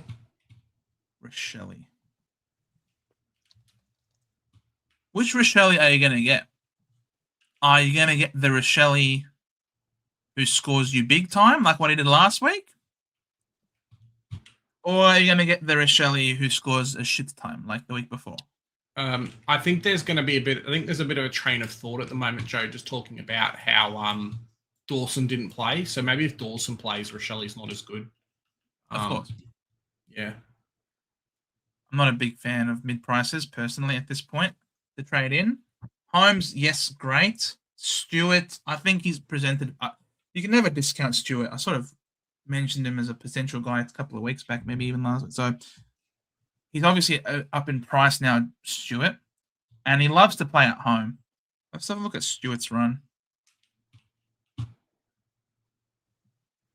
Stewart loves to play at home when the ground is narrower, which means it's very hard to go around him. So he thrives at Goomba Stadium at GMHBA. Goomba. Never heard it be called Goomba Stadium before. I just called it Goomba. I don't know why I called it Goomba there. So MCG Norwood. So Norwood, oh my god, he is going to go freaking ballistic there. And then GMS is playing at home again, but it's against the Dogs, and their forward line is very tough. I don't think he'll be able to just sag off. Adelaide Oval should do okay. North over there could be all right. Oh, not as many home games. No, I think they've played a couple already. End of season seems to be pretty good though. Yeah, look, I won't bring him in. The thing with Stewart is, as we've discovered, a lot of owners have discovered with Tom Stewart, is that there's no one in the league who loves to get concussed or gets injured. Syndesmosis injuries. Or syndesmosis so early in the game. Like in the first 10 minutes. No one loves a first 10-minute injury that more than Tom Stewart does. It's ridiculous. And then we all trade him out because the guy's got apparently a 6 to 10 week syndesmosis. He only misses 1 week. So with Tom Stewart, you can always anticipate using at least 3 trades on this guy. That's why you start him. Exactly right. Can't wait to see how many people jump off Bruin completely forgetting that he averaged 100 in the... Yeah, well, it's interesting. Well, interesting to see. what comes of it. Even starting them is a gamble. Yeah, 100%. 100%. These mid prices, that's why I've sworn off them now. I'm genuinely sworn off. For Sam Berry, Dawson was out. Yes, correct. Exactly. Berry, no tickles. Indeed. No tickles, no peanuts for Berry. Tim Kelly will be pure mid with Yo and Dev out. But Dev will be back the next week, though. Yo Look, is out. I don't mind the pick. He's just never been there for me. So I really don't want to advocate and tell people jump on Tim Kelly.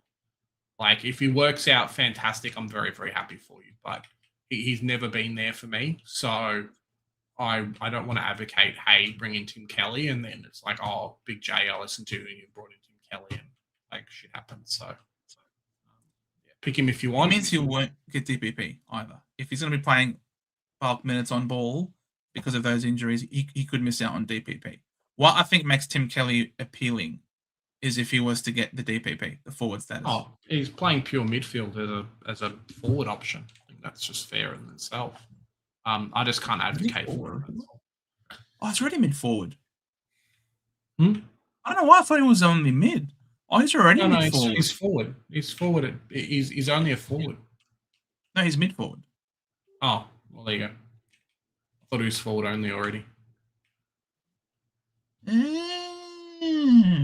Oh, he played against North and Port in 2 wins. Yeah, of course. I'm just saying, but yeah. Like, I just can't advocate for you guys. And next week, Big J told me to get Tim Kelly. He scored 60. He looked all right. He looked good, though. He looked good. Love the work of the next captain at Essendon, Archie Roberts, on Saturday night, who gave the powder puff Xerri the bloody nose. And did he carry on? But he's carried on, got him a goal due to Don's mistake. Yeah, 100%. The inability of the Bombers to do something meaningful with the pill, and they'll do a lot of hard work to get to half forward, and they're like one clean, easy disposal away from having a shot on goal. Yeah, you can always count on the Bombers to just stuff it up in the most horrific way possible. They will make the worst possible decision. They will, in doing that, making that worst possible decision, they will also absolutely butcher the pill worse than you can possibly imagine, which will inevitably lead to a goal the other way. It's tried and true. Kobe's asking you, Big J, if you're keeping English and Jackson for the season. Yeah, I think so. But barring one of them being injured, I think so. I would like a Max Gawn and stuff like that, but I think they're both probably going to be top 4 in the positions, hopefully. I just need to navigate their buys, which I haven't done that much at the moment. But yeah, I think I'll keep him. I have no plans to get rid of him at the moment.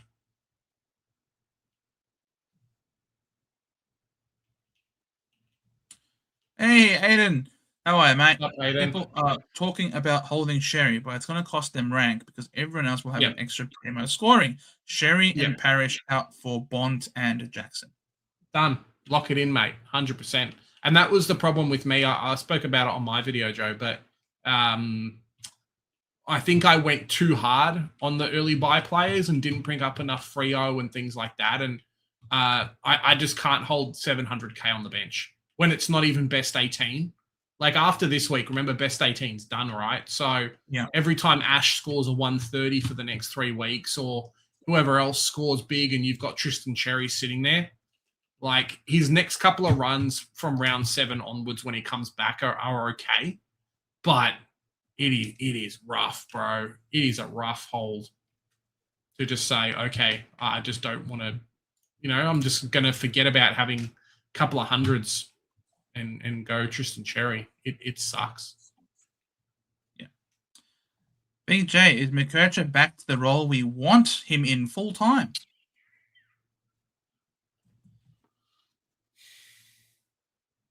This is one that I don't want to advocate and say, hey, go pick McKercher, but I think at his price he's doing okay. I think they're slowly. Remember, this is a guy who didn't have a preseason, right? So came into round 1, he played, but wasn't exactly looking great. I think they're slowly weaning him into that position, and I think they'll they'll probably stick him in that role. Just being like, hey, you look really good. We're going to keep playing you here. The club does well and that kind of stuff. So, yeah, I can't say he's going to be a top line primo, but I think at least from what we've seen this week, he's looking good. Did he take any kick-ins, Joe? Kircher, yeah, he did. Let me just see. McKercher, yeah, took majority of the kick-ins. So, yeah, I think it. I mean, it's Essendon, right? So it's a bit trickier. Opposition typically don't kick 15 behinds. Sorry, they tend to know where the big sticks are. But for us, Brad Scott has made them wipe that from their memory. Yeah. Oh, hey guys, check this out. Xerri knows. Yeah, I saw this. I saw him. I saw this. Someone's used like lip reading and then gone in and like done. He's showing. I hit him. Yeah. Well, he's admitted it. So yeah. Anyway. Oh, that was and all the people coming in to defend him, saying there was no blood. Shut up. That was hilarious. There was no blood. Even Budrick will restart his cash gen. Yeah, 100%. Watch Essendon break Bont this week. Impossible. Yeah, there's nothing impossible. Super glad you talked me out of Xerri at the moment because I already had Jackson and English. Legend. There you go. Nice I could help, mate. Get around him. Nah, stuff him. You'd get banned for live betting, probably. From round 12, we have Essendon, Port, and North at home, followed by Cardiff. Starting to believe. Yeah, as you should, Michael. Well done. Excellent stuff. If West Coast, seriously, if West Coast went from, and it's such a bloody West Coast thing to do, if West Coast went from the wooden spoon to playing finals, I'll make it rough for everyone else. Get around. You look at West Coast. West Coast have, on average, won the flag every decade. Every decade, yeah. I mean, they're not going to win it this year, but like just them going, like, what a turnaround, tell you what. And just being like hey, stuff you, like, we know that Tasmania is coming, so let's make the team as good as we can, so we don't have to, like, fall into madness. 100%. That's why Port is in massive danger. Yeah. Like, Port, like, the fact that Tassie's even coming. Essendon to a lesser extent, too. Yeah, a much lesser extent. I mean, like I said, we've turned over 30 players in 3 years. We've basically been hitting the draft. We haven't been trading any draft picks away. All the people that we've added have either been drafted or have been free agents. So we know we're trying to use all the picks that we get our hands on. But Port Adelaide haven't even begun their rebuild yet because they haven't used any draft picks. Because Koshi says no. Because there's no rebuild here. Koshi, no rebuild here. There's no rebuild here. There's no rebuild. So, and you'd think they're losing Butters. Well, they'll get a couple of picks for him, no doubt. Jesus, they're in. Unless it's just free agency, but they are. Poor Adelaide is in a world of hurt, and I really do hope Koshi gets his due. He needs to go, man. Because if you're here saying completely out of touch with reality, saying we don't rebuild, and if he's the reason why they haven't rebuilt at all, they are like, oh my god. Perhaps great to get a little faces during this hard time. Always a pleasure to hear from you. Hey, mate. How you going? As a Carlton lifer, I'm dead inside, so I'm cool. But I really feel for those who still have hopes and dreams. You know, the saddest thing, who review, is before the game, you saw this footage of all these kids lining up and giving Paddy Cripps a slap on the hand and everything like that before the players ran out.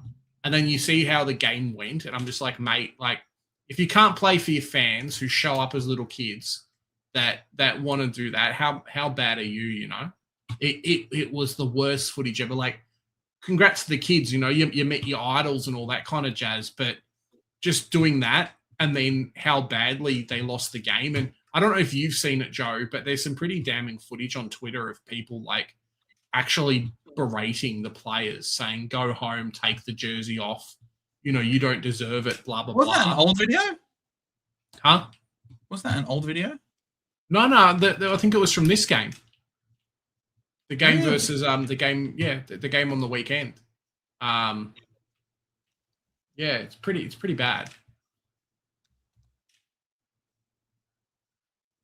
12th of June. Yeah, someone posted it on Twitter of them just like yelling at the players. I'm like, mate, how bad do you have to be? Like, you can't even play for your fans, bro. Oh, You just gotta play for yourself, man. Like, well, that too, but still. And I don't think. I don't know. It's a fine line because the Bombers are the same. It looks like there's no effort. It looks like they're checked out. Surely no one's that much of a kink that of a masochist that their kink is getting destroyed by an opposition. Like, surely you would feel completely helpless. You wouldn't want that for anyone. So there's got to be a disconnect between players and coach who don't understand the game plan, who don't have great footy IQ to be able to read what's happening and to react accordingly. Yeah. Or to see what the other team is doing and take it away from them. I just don't think they're very good, to be honest. And that's because they're not coached properly. I don't even think it's that. I just don't think they're very good. No, but you've heard the saying, a champion team beats a team of champions, right? Yeah. Hard work beats talent when talent doesn't work hard. Like, you've heard all of these cliches before. But system beats talent.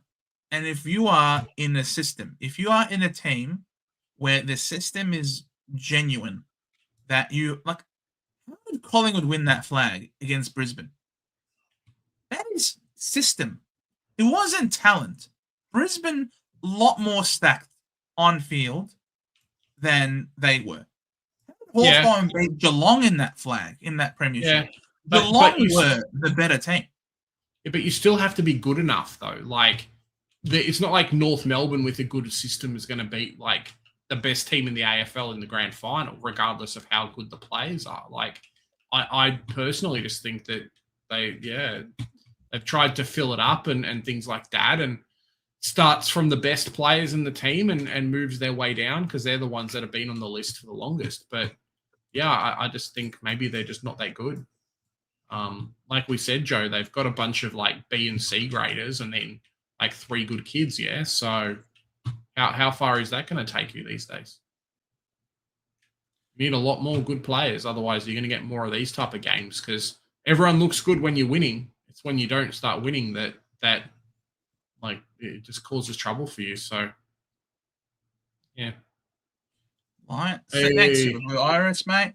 Lions soon. He could 200 the way we kick out goal. Is this McKercher? Taking kick-ins? Because the Lions suck at taking shots on goal? Eventually. Seems to be that way. So yes, that's all right, mate. We're all in it together. Woohoo! The Bombers aren't any better. Don't worry about that. Yeah, North's not doing much either, at least for right now. Also shit. Yeah, McKercher, mate. He could go ballistic the way if he's on all the kick-ins. You're right. Thoughts on Nini Boy? Hello, Nini Boy. Thoughts on Caleb Sarong? He's a hard worker. I don't mind the pick. Every game that I've discounted Caleb Sarong as not being very good, he's always come out and ended up doing something. Even this game on the weekend, I didn't think he was going to be the best player on field. And then he just does random shit in like the fourth quarter when the tag doesn't work. So I think Caleb Sarong is solid. And if you pick him, you'll be happy. Like, he's cheap. he might not be your best scorer, but he looks decent and can pull big scores out of nowhere. Like it's only when he's got a really terrible tag is when he's struggled. But the other kind of weeks, I mean, what has he got? Like a 130 or 150 and then like a tag game? Like, oh, well, cool. Take out that tag game and you're doing all right. He's going to get tagged, though. He kicked 2 goals, 1. He capitalized on a matchup against an injury-plagued Richmond side at home. Oh, of course, yeah. It was raining. It was raining, so the conditions suit him there as well. Yeah, I mean, he's not a bad pick. You know, he's probably going to be a top 10. Yeah. He's probably a top. He's probably a top 10 mid to 15, maybe. Yeah, which is fine at 570k. That's great. I think he. What am I saying? He has a fairly good run for mids as well. I'm pretty sure coming up, so you can do worse. Yeah, 100%. Yeah. Also, Coast Dacos as well. Oh, okay. This is probably Squadfather, I think. Gotta hold Houston. No, not happening. Yeah. For me, it's holding one more week because I've just got other stuff to do. But if you want to get rid of him, get rid of him. I want Bont and Dacos. Well, that's why Joe's getting rid of Houston because he wants Bont and Dacos. Yeah, I want Bont and Dacos. They're worth it. If I could get Bont and Dacos for Houston, I'd be happy to. Kevin Sheedy will correct. It's not happening, bro. Get rid of that old donkey. He's a troublemaker at the club. It's true. He never did. And he literally came out and said, "Oh, I never voted for Brad Scott. I wanted my boy James Hurt to come back and coach." Yeah, I know. He's a legend of the club, but he's got way too much of a say, and he's throwing his weight around. And as long as he's around, there's always a possibility of a coup to install James Hurt again. So, yeah, I think Sheeds has to certainly make way. 100%. ZZ Top should be back this week. We hoping. Hope so. If not, he's on the cusp again. I think he's too good for him to just hold out and never play ever again. I have the cash to go Rogers up to Cozzy this round. Should I do it? Not really convinced by him yet, though. But Rogers is going well. Doesn't Rogers have like a great break even? He does. Rogers is he on the bubble this week? Yeah. Why would you get rid of him? He's literally on the bubble this week, Flash. Trades have never been more simple. Xerri to Bond. I was going to have to use 3 trades this week to get Bond. I just saved 2 trades. Glass half. Yeah. And that's why we just have to be careful about cash gen and things like that. Like, you really just have to eye out, hey, how's my cash gen going? How's my mid prices going? And things like that. I think we'll all get to full primo, hopefully. It's just about who's going to get there quicker. So, yeah, I think I don't mind the Bond pick now. You don't want to be trying to chase 700k players, basically. 13.5% of the comp has brought in the Bond. Yeah. And it will go up, man. It's going to go up. And that's what I said at the start, Joe, when you weren't here, just how lucky everyone's been with all the carnage to be like, hey, Bontempelli, I never started him. And now we've had 2 guaranteed weeks in a row that you could have brought him into your team and not hated yourself because you're just getting rid of injured players. So, yeah, works out all right. Wait, where is he? Oh, most traded in. Yeah. The Bond, 13.4. Wow. A lot of people going early on Steam. Yeah. 7.7. Jack Lukosius, he's in the bubble. 5.9, but he's 242. Like, that's not... No, I don't want to go there. Maxi Gorn, I assume this is from... I like the Lukosius pick, to be honest. I think it's great. It's so expensive, though. Yeah, but he's got like a negative 67 break even, yeah? And he's averaging 102 at 240k. Like, he looks a lot better than I think what you're giving him credit for. Jack Lukosius. Let's see. He played last week against the Weagles in a loss. Yeah. Scored. What did he score? Jack Lukosius. 63 fantasy, Yeah. for 95 Supercoach. 12 disposals, 10 kicks, 2 handballs, a big time goal. Yeah. How many kick-ins? 2 kick-ins. All right. So he's clearly playing. What the hell is this map, though? Yeah. What a nice map. What did he do last week? I mean, the week before. One something. Yeah, he played against my shit team. No shit. We give up Doesn't a million matter. marks. You can only play who you play against, yeah? Yeah, he got 10 marks, bro. You don't get 10 marks every week. Look at that. He was just I don't know, no man. kicking. Just for the early cash gen, I don't mind it, to be honest. I think he's gonna be great. Him and Ned Reeves could be the ticket. The Godfather, Joel Frazier. Oh, he'll go huge. Or I guess the Dogfather. Fair enough. Yo, God, how are we? What's up, mate? How you going? Good to Love the see you, content. mate. Supercoach God, since his hiatus, has been getting some pretty good views, Joe. So there you go. Get around it. Get around it. Absolutely, Snuff. Lions clearance #1 without McLuggage. That's right. It's very impressive. You guys are stacked. Beyond belief. That was going to be a knock on the door. 100%. That's why I stopped it. Devil's advocate on the cautious. His next game is easy, but the next bunch of St Kilda, Hawthorn, Geelong, and Adelaide all, I think, will be restrictive. Yeah, potentially, but it really just depends on like if he has kind of that kick out type role. If Todd Marshall's not back, the ball could be down in the back line and he could just be used in a different kind of role. But we'll see. I agree. We need the mercy rule for sure. Can we just like put in a white flag resignation? We automatically give up this game 60-point loss. I reckon that's not enough. 10-goal loss automatically for default loss. It saves them a risk of injury. All right, fine. 100 points. Take it. 100-point loss. All right, 100 points. If he scores 150, I'll eat 3 chocolate bunnies. How big are we talking? Those little small ones or the lint ones, mate? You gotta really splash the cash. Chocolate's expensive this year. Don't have Xerri, so just thinking Blackiston to Jacos in one trade. It's either him or Clark. Nice. Dick. I am always a little bit wary of Collingwood's backline players. I know Josh Dacos has been great, but I'm a little bit wary of him. What happens with Houston? Is he going to go big now that Darcy Moore's not back for a while? That's my only take.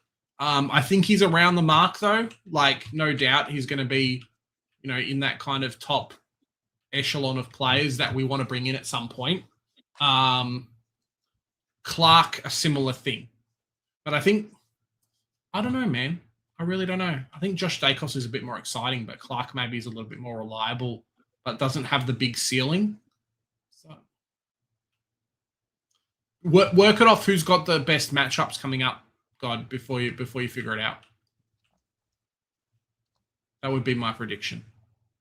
Right. My advice. I'm going to say you go with your head if you want Clark, or go with your heart or tails if you want Jacos. Let's go. Clark. Go with your head. Yeah. Or regarding my Braun comment, do I just wait, go Xerri to Holmes, and use Bruin to get Finn off the bye? I already have Ash and Whitfield. If you're flipping Tanner Bruin to Finn Callahan... Yeah, you're doing all right. It's a very nice trade. I like that. Yeah, I found myself with 2 boosts as well, but using it gets me properly set, I reckon, in terms of cash gen. And that's perfect. Like, unlucky doing it now, but if you're set and you've got enough guys that you're confident you can go one up, one down, I think you're okay. Like, we've been stuck. I know yourself might have started Goulden and then had Hayden Young and things like that, and you kind of just stuck with crappy players on field and having to do 3 trades. Like, it's just how the cookie crumbles sometimes, you know. So yeah, I don't I'm not a hater. Each to their own. We all kind of struggle in our different ways when it comes to Supercoach. So yeah, I think it's okay. When you don't have enough money later on to upgrade your players and other people are, you're not going to care that you spent a boost to get like a Watkins in your team. It's not going to happen. So yeah, I think you'll be fine. Not happening. I want to enjoy my Easter, mate. Not happening. If we're winning, maybe, which is not going to happen. So that means no. Do you know best players? Great buy. Yeah, absolutely. Tanner Bruin average 100. Yeah, I'm going to load up a few of them. It makes me sad that I dropped Oliver because he's actually looking all right. Freaking told you not to trade him out. I understand. I can see Bruin being 450k and part of a round 13, 2 up, 1 down for 2 round 12 primos. I love it. I love it. I hope so. Nightfall asks who averages more between Mills, Clark, or Stewart for Xerri. Already have Whitfield and Sinclair. I think of those Mills, 3, Clark is the safest, isn't he? Yeah, but I think Stewart averages more. Then Clark really. Yeah. Look at the ceiling, bro. The Clark's okay, but every 5, like, he just tapers off and it sucks. But I think Luke Ryan's stealing some of his points.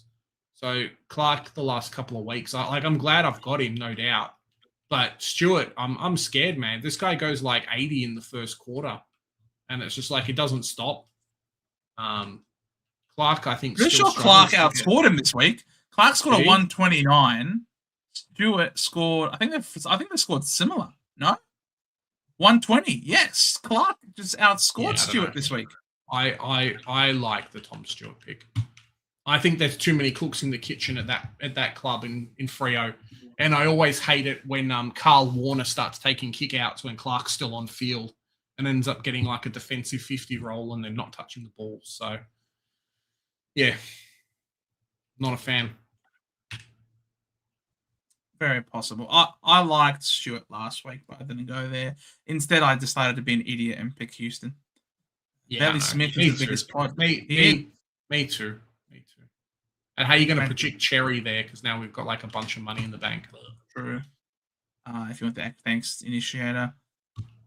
Hawksy, Big, Johnson, and Joseph. What's good? What's up, Hawksy? Big Johnson! He's calling you Big Johnson, and I'm Joseph. What's good? What do you reckon, Kirch or Holmes? Holmes usually gets tailed up by the Hawks. It's true, he does. Yeah. Look, I'm always a fan of going the player that I know will score big overall, and I don't think that is going to be McKercher. Like, McKercher could say, stuff you, Big J, I'm fantastic, let's go big, no doubt, but Max Holmes on paper looks better for right now. So that's who I would pick for right now. How much are these players that we're talking about? Kirch and Holmes.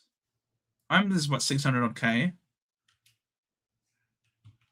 Who's around 600K?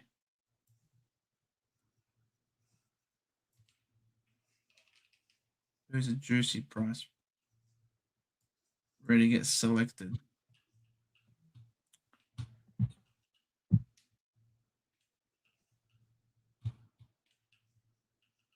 Yeah, it's hard. Oh, yeah, Holmes will struggle.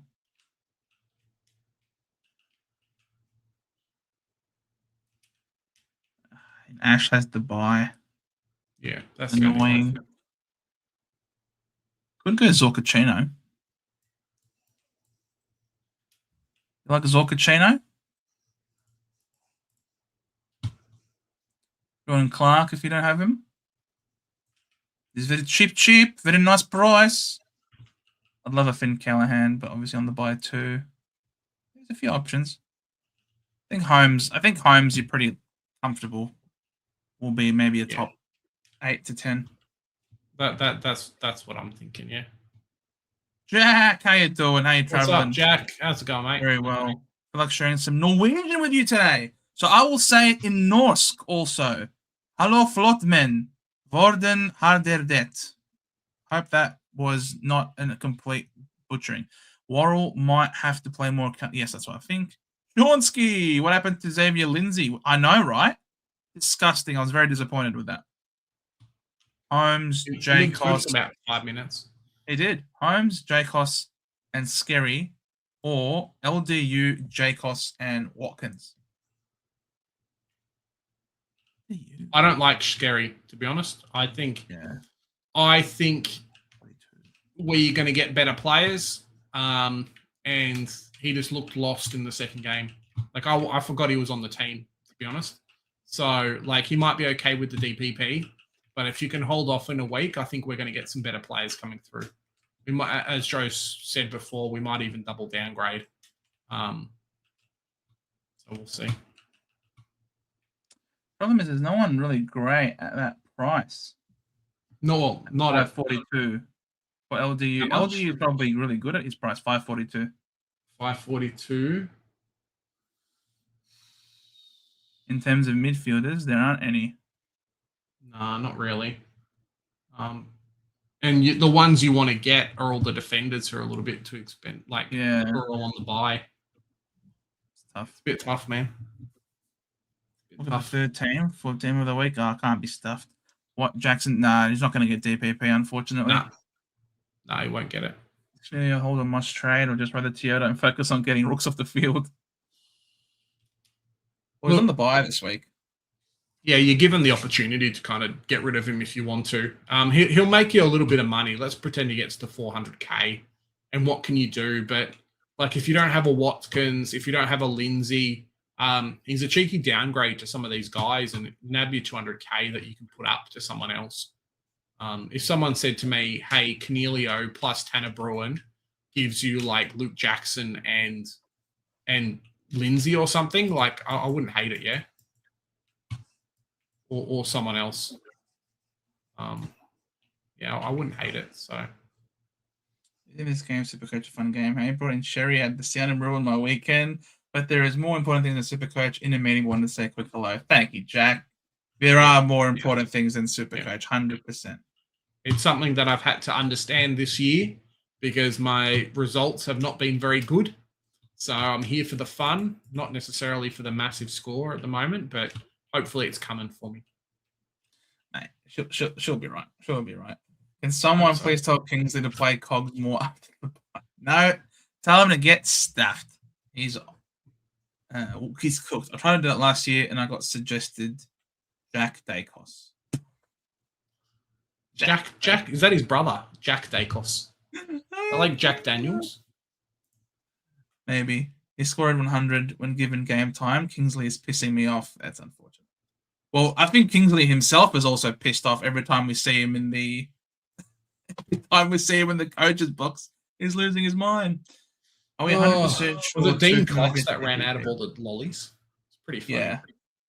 So something got $5.99K to spend on someone, and he's in my sights. Nice. Yeah, he should get DPP. I'll just quickly check. Will he though? Well, if he's playing pure on ball now with both Petrarca and Raul out, he could end up missing out on the DPP. He's still. I hate this with this Code Sports things. They can't put their first name in. Well, as of this, he's still 55% forward and 45% mid. So he really has to drop off like hard. And I think he'll still feature alongside. He'll still feature alongside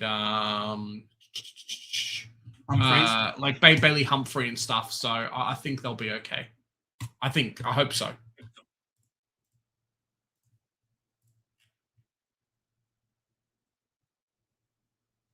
We touch and go. Surely Budra gets close to an 89 against your mob. If he doesn't get that, I'm satisfied he can be traded. 100%, Jack. 100%. That's why I'm not trading him this week. Obviously, going to give him this week. He's got the low break even still. I feel bad that I got rid of him, to be honest, but it gave me another player. So yeah, exactly. Yeah, I know. I'm trading him to bot 100% this week. Hey, good to see you, Jonas. What's up, Jonas? Why do all the promos I want GWS players are on their buy? I know, it's so frustrating. So Set frustrating. yourself up. Set yourself up for next week, man. Just do it. I'd love to just freaking autofill Gold Coast, GWS at this point. I'm trading Parrish to Bont. Yes, sir. Shove him off, right off. And you watch, the second we trade Darcy Parrish out, he pulls out the finger and gives us a masterclass in the midfield. He has copped a lot of shit in the media this week, so Rightfully so. The guy's been shit. yeah. Yeah. Face of Joe, if Martin wasn't injured, 100%, I'd be all aboard Nick Martin as our captain. 100%. Love Nick Martin. He's got leadership. He's got skill. He's got talent. He's got heart. He's not like freaking Quagmire in defense here. Xerri, Windsor, and Fonte to Dacos, Clark, and Dersma. Or go Bont. Clark. Is that Jordan Clark?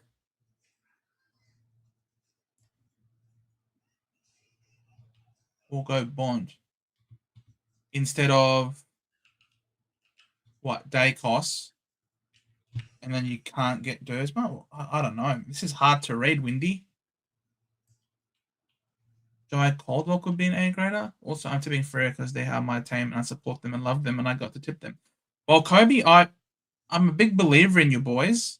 I had them as my flag tip last year, and I had them finishing in the top 4. So I'm a big believer in you boys, and I do hope to see them finally win their first flag.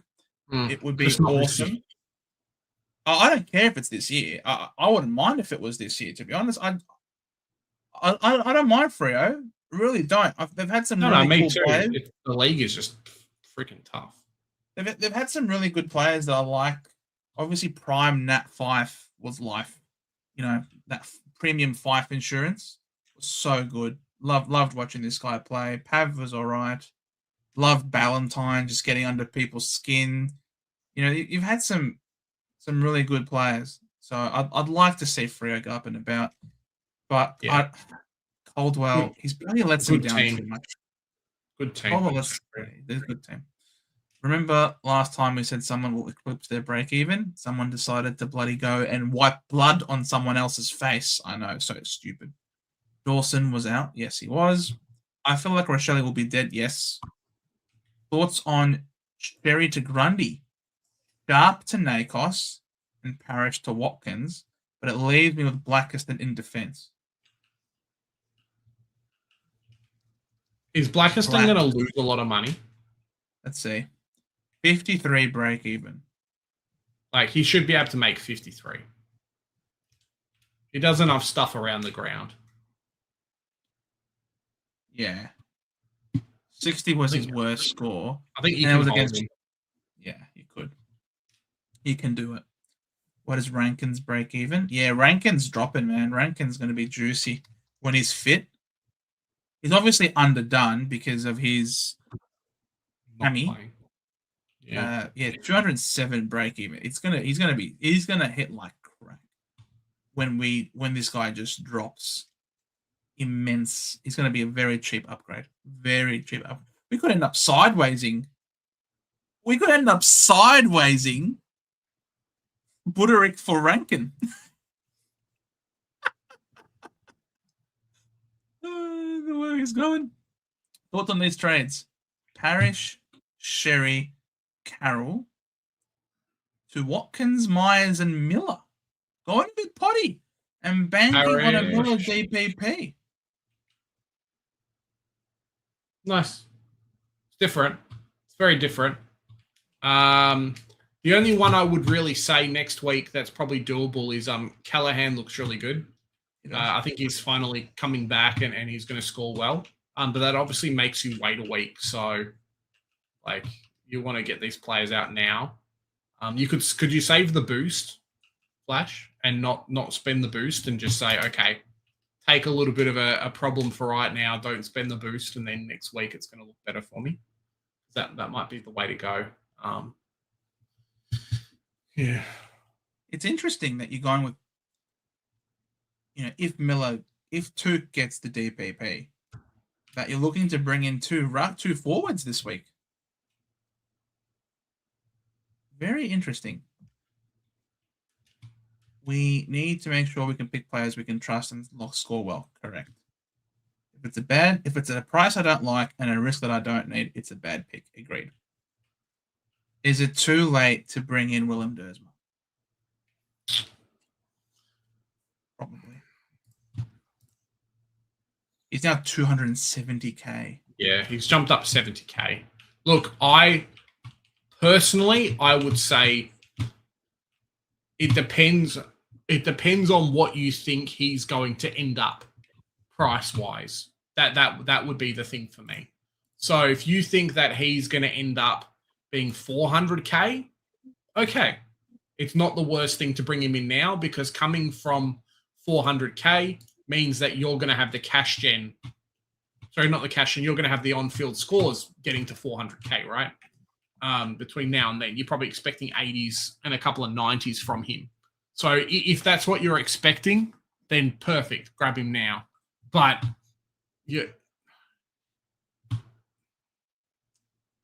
if I had a Parish and I hated Parish and I wanted to chuck someone in, then potentially I would do it as a downgrade option to make some cash, and then next week Dersma go up, potentially. Yeah, he's just good to watch, man. He's a good player. He's a good player. West Coast have a 100% win record with Tim Kelly this year. True that. He was the answer all along. Hi guys, Track Parish got double binned. The Bont and Bailey Smith in. Oh, very nice. Good job. I'm looking at this Xerri situation wrong. Did he give McGrath his blood blessing to score a ton this week? He's going to have all the supply in the world, Initiator. He's going to ton up. He's going to grow a couple of feet too. He's going to ton up just by virtue of the fact that the ball's going to be living in our backline the entire game. Miller and Myers or Holmes and Cozzy?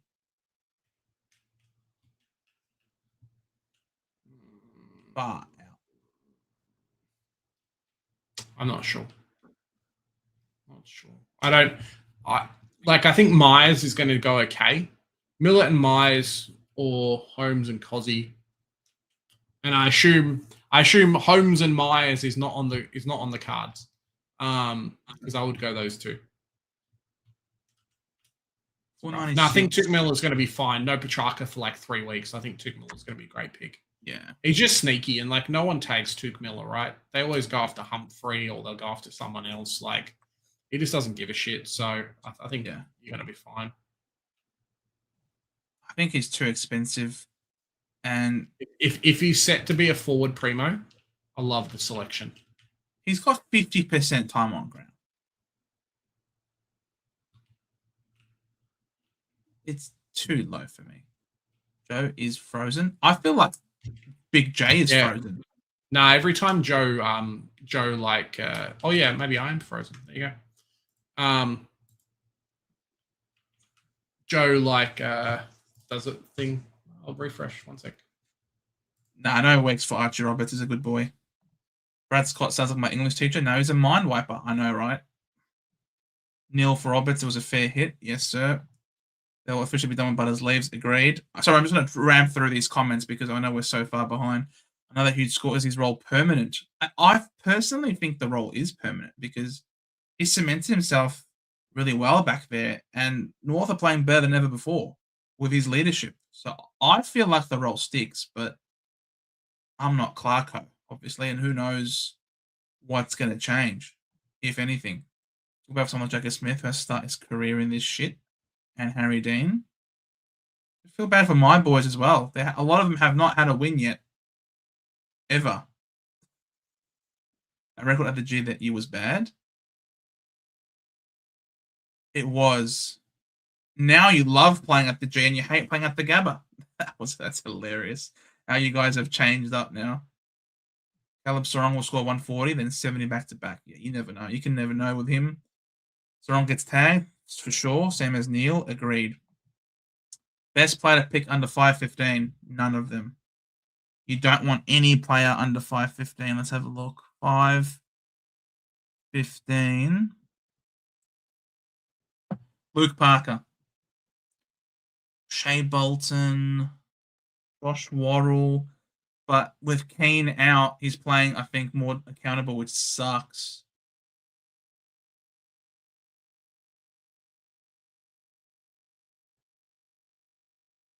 Where's Myers?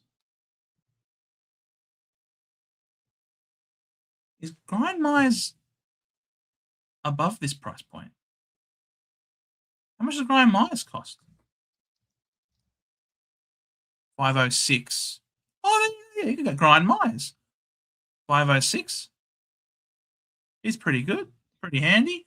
You could go with the McKercher, but again, we just don't know whether these rolls stick. So maybe Grind Myers.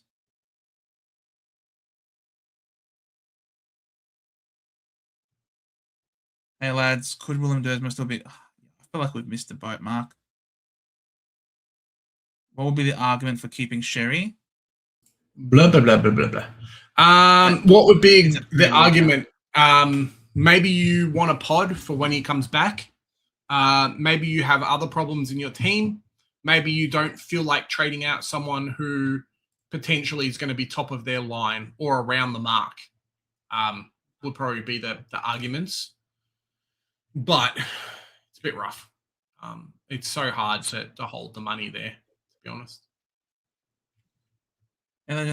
Oh, you beat me, did ya? Let's have a look at the leagues. So, in Centre Bounce 1, what'd you score? Oh, nice. Good job. 1836. Well, what'd you do? How'd you beat me? I need to know. Can I not see the head-to-head? Why can't I see it? Results. My team only. How did this happen? I don't know. Why doesn't... Maybe game day? Head-to-head. There we go. It was in game day. Shorty Supercoach. Who do you have as your captain, mate? Kristen, you beat me with a Xerri captain. What? Yeah, makes me feel like my team's really bad when shit like this happens. Gorn, Butters. You don't have this spud in Parrish or Lindsay. Houston 61, obviously. I had Houston. Wait, did I not? I had a Houston as well, but he dropped out of my final score. I had Houston drop out of my score, and yet you still beat me. How? Cook. I have a Whitfield. You had Nakos.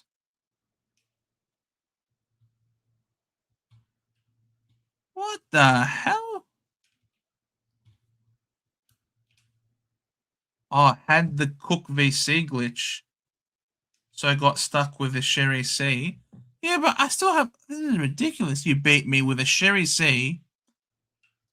Max Scorn with a 131.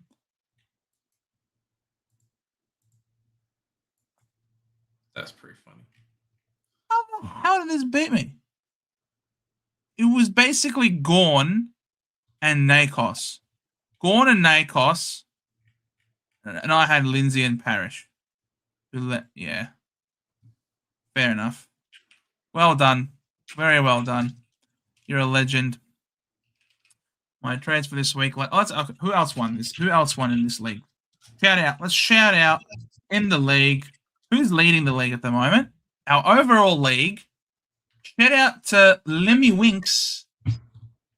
Lemmy Winks Simon. Hey, Lemmy Winks. Currently ranked 73rd in the comp. Well Nice. done, Lemmy. There you go. Team is looking nice. Sinclair, Clark, Worrell.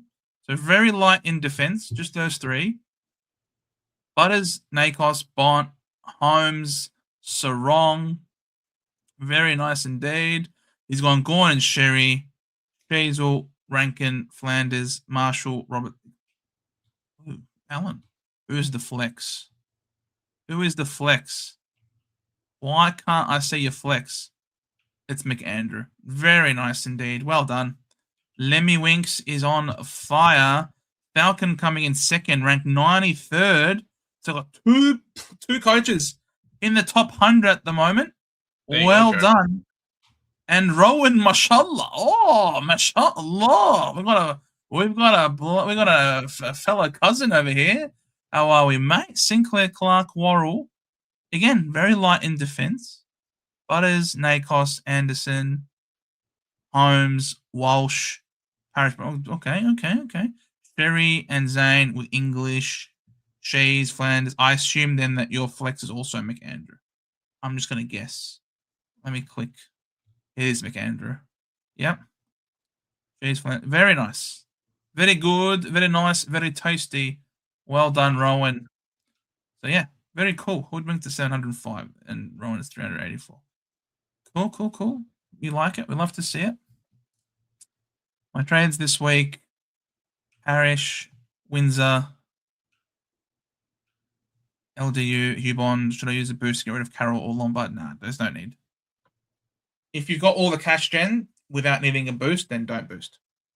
Yeah. Oh, it turns out Flash knocked Big J over in that league as well. So we both everyone's knocking Big J over. Let's be the way I'm going at the moment. If you're not beating me, something's wrong. Let's be fair. Tox would protest that. They want 150 plus. We're going to get 150 plus anyway. Dacos scored a 180 against.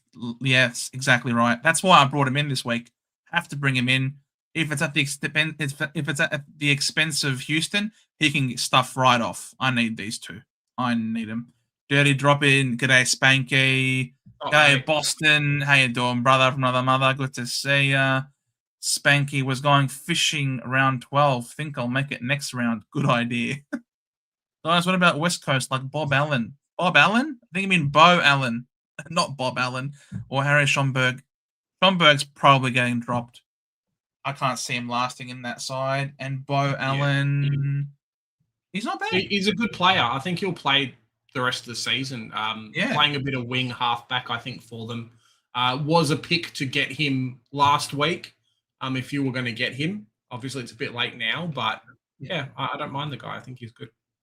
Scored 69, very nice. Yeah. Guess I could hold Parrish one more round. Good luck with that. Yeah, of course. My trades, Carroll, Xerri, Parrish, DeBont, Dacos, McKercher. Nice. Jurgis, Aywa! Love it, Jurgis. He's gone one primo to basically 3, hopefully. Pretty good.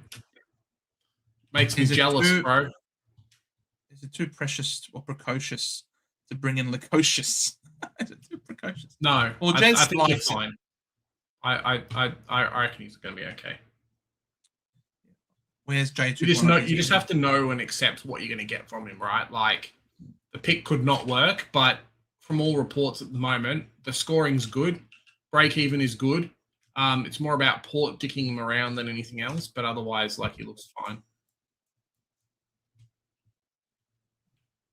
I'll see a few messages on the Big X, Joe. Mostly messing around. Oh, we'll look at that later. Hey, Woody, how you doing? Been driving for 5 hours. What the hell are you doing on the road for 5 hours, mate? What happened with X? Suspended for 3 weeks. He basically admitted to doing it. What do you mean? Like, there's video footage, man. I know, but there's people out there saying there was no blood. He literally comes out clean. He admits that he was saying that he was being bullied by the other players. They were saying that he was flopping.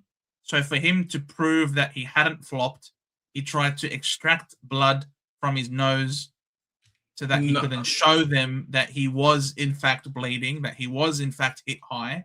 And for some reason, the team actually cares.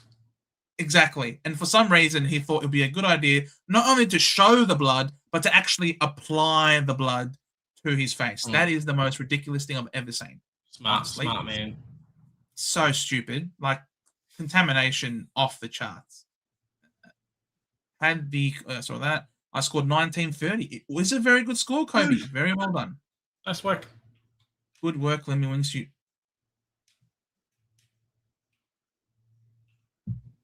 Am I reading that correctly? I don't know what he's saying, Joe. Sorry. It's time to go to bed. What the hell, bro? Do you think you could fade Bont in order to bring in Nass, Whitfield, Callahan next week? They have a great run. Look, yes. If fading Bont gets you all 3 of those, then sure. But he obviously needs to be in your somewhat immediate plans to put him in your team. But I think if you grab all 3, depending on what your team's looking like, try when you're doing your upgrades. Maybe this is a good segue to finish. But when you're doing your upgrades, start to look at, hey, what do other people's teams look like, and what does my team look like? If I'm starting to stack my team and get a few extra players and stuff in, like my midfield is stacked, but my forward line and my defense are pretty average, yeah? So, like, if you can start to get advantages on other people pretty quickly, I think you'll post-buy when the game actually evens out a bit more. You'll end up having a big advantage and start to pop out those big scores. Like, Bont does well, cool, but you could be getting 150s from all 3, or 130s pretty easy. Like, yeah, it works out really well for you. So, yeah, just something to think about, I guess. As Blackus and Pitto, Xerri to Dacos, English, and Lindsay sound okay. Well, you had Pitto in your team? Gone mad? Wow. Not anymore. Pitto, and Xerri. So you're trading out 3 Ruckman. For Dacos, English, and Lindsay, I have Bont, LDU, and Nando. Could go Basilenka instead of English. What do you think? I think English is pretty good value at that price, is he not? English coming off the buy. I like English. X and Parrish out, Holmes, and took Miller in. And you know he's going to give it to you, so there you go. Yeah. No, man, I haven't seen South Park, unfortunately. I've only ever seen little bits and pieces of it, not enough to know all of it. I did not know that Lemmy Winks came from South Park. So, yeah. Apologies for that. That is a lost... that was lost on me. Thank you guys so much. 2.5 hours, 10:32. Well done, Big J, for starting out without me. Oh, thanks very much. Sorry about that. You've done a very good job. Thank you, everyone. If you enjoyed, please like, hit the notification bell, subscribe if you're new. I think we've got, didn't really read any new names that I could tell. Seems, the crew is steady tonight. But thank you all once again. Please hit the like button. It definitely helps with the algorithm and the reach to get out there and to obviously add more people, which will be obviously very nice. So thank you all very much. So no, you did not ruin everything. In fact, I have learnt something new today. Woohoo review. Thank you very much. There you go. I will guys, be referring to this every now and again. You anal dwelling butt for it. I will not forget that. Cash gen's really important. Start to look at differentiating your teams from other people as much as you can. There's some really good 500k players available. Set yourself up to grab the Giants and some Kilda players you don't have next week as well if you can. Bontempelli should go big.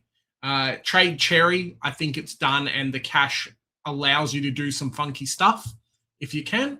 And some more content coming out through the week as well. So stay tuned for all of that. Members live stream tomorrow. Not sure what's happening on Wednesday. Maybe final trades. And then drive home on Thursday, and then team sheets on Friday. So should be good. Get around us, lads. Have a good night. We'll see you all in the next one. Bye. Do, do, do, do, do.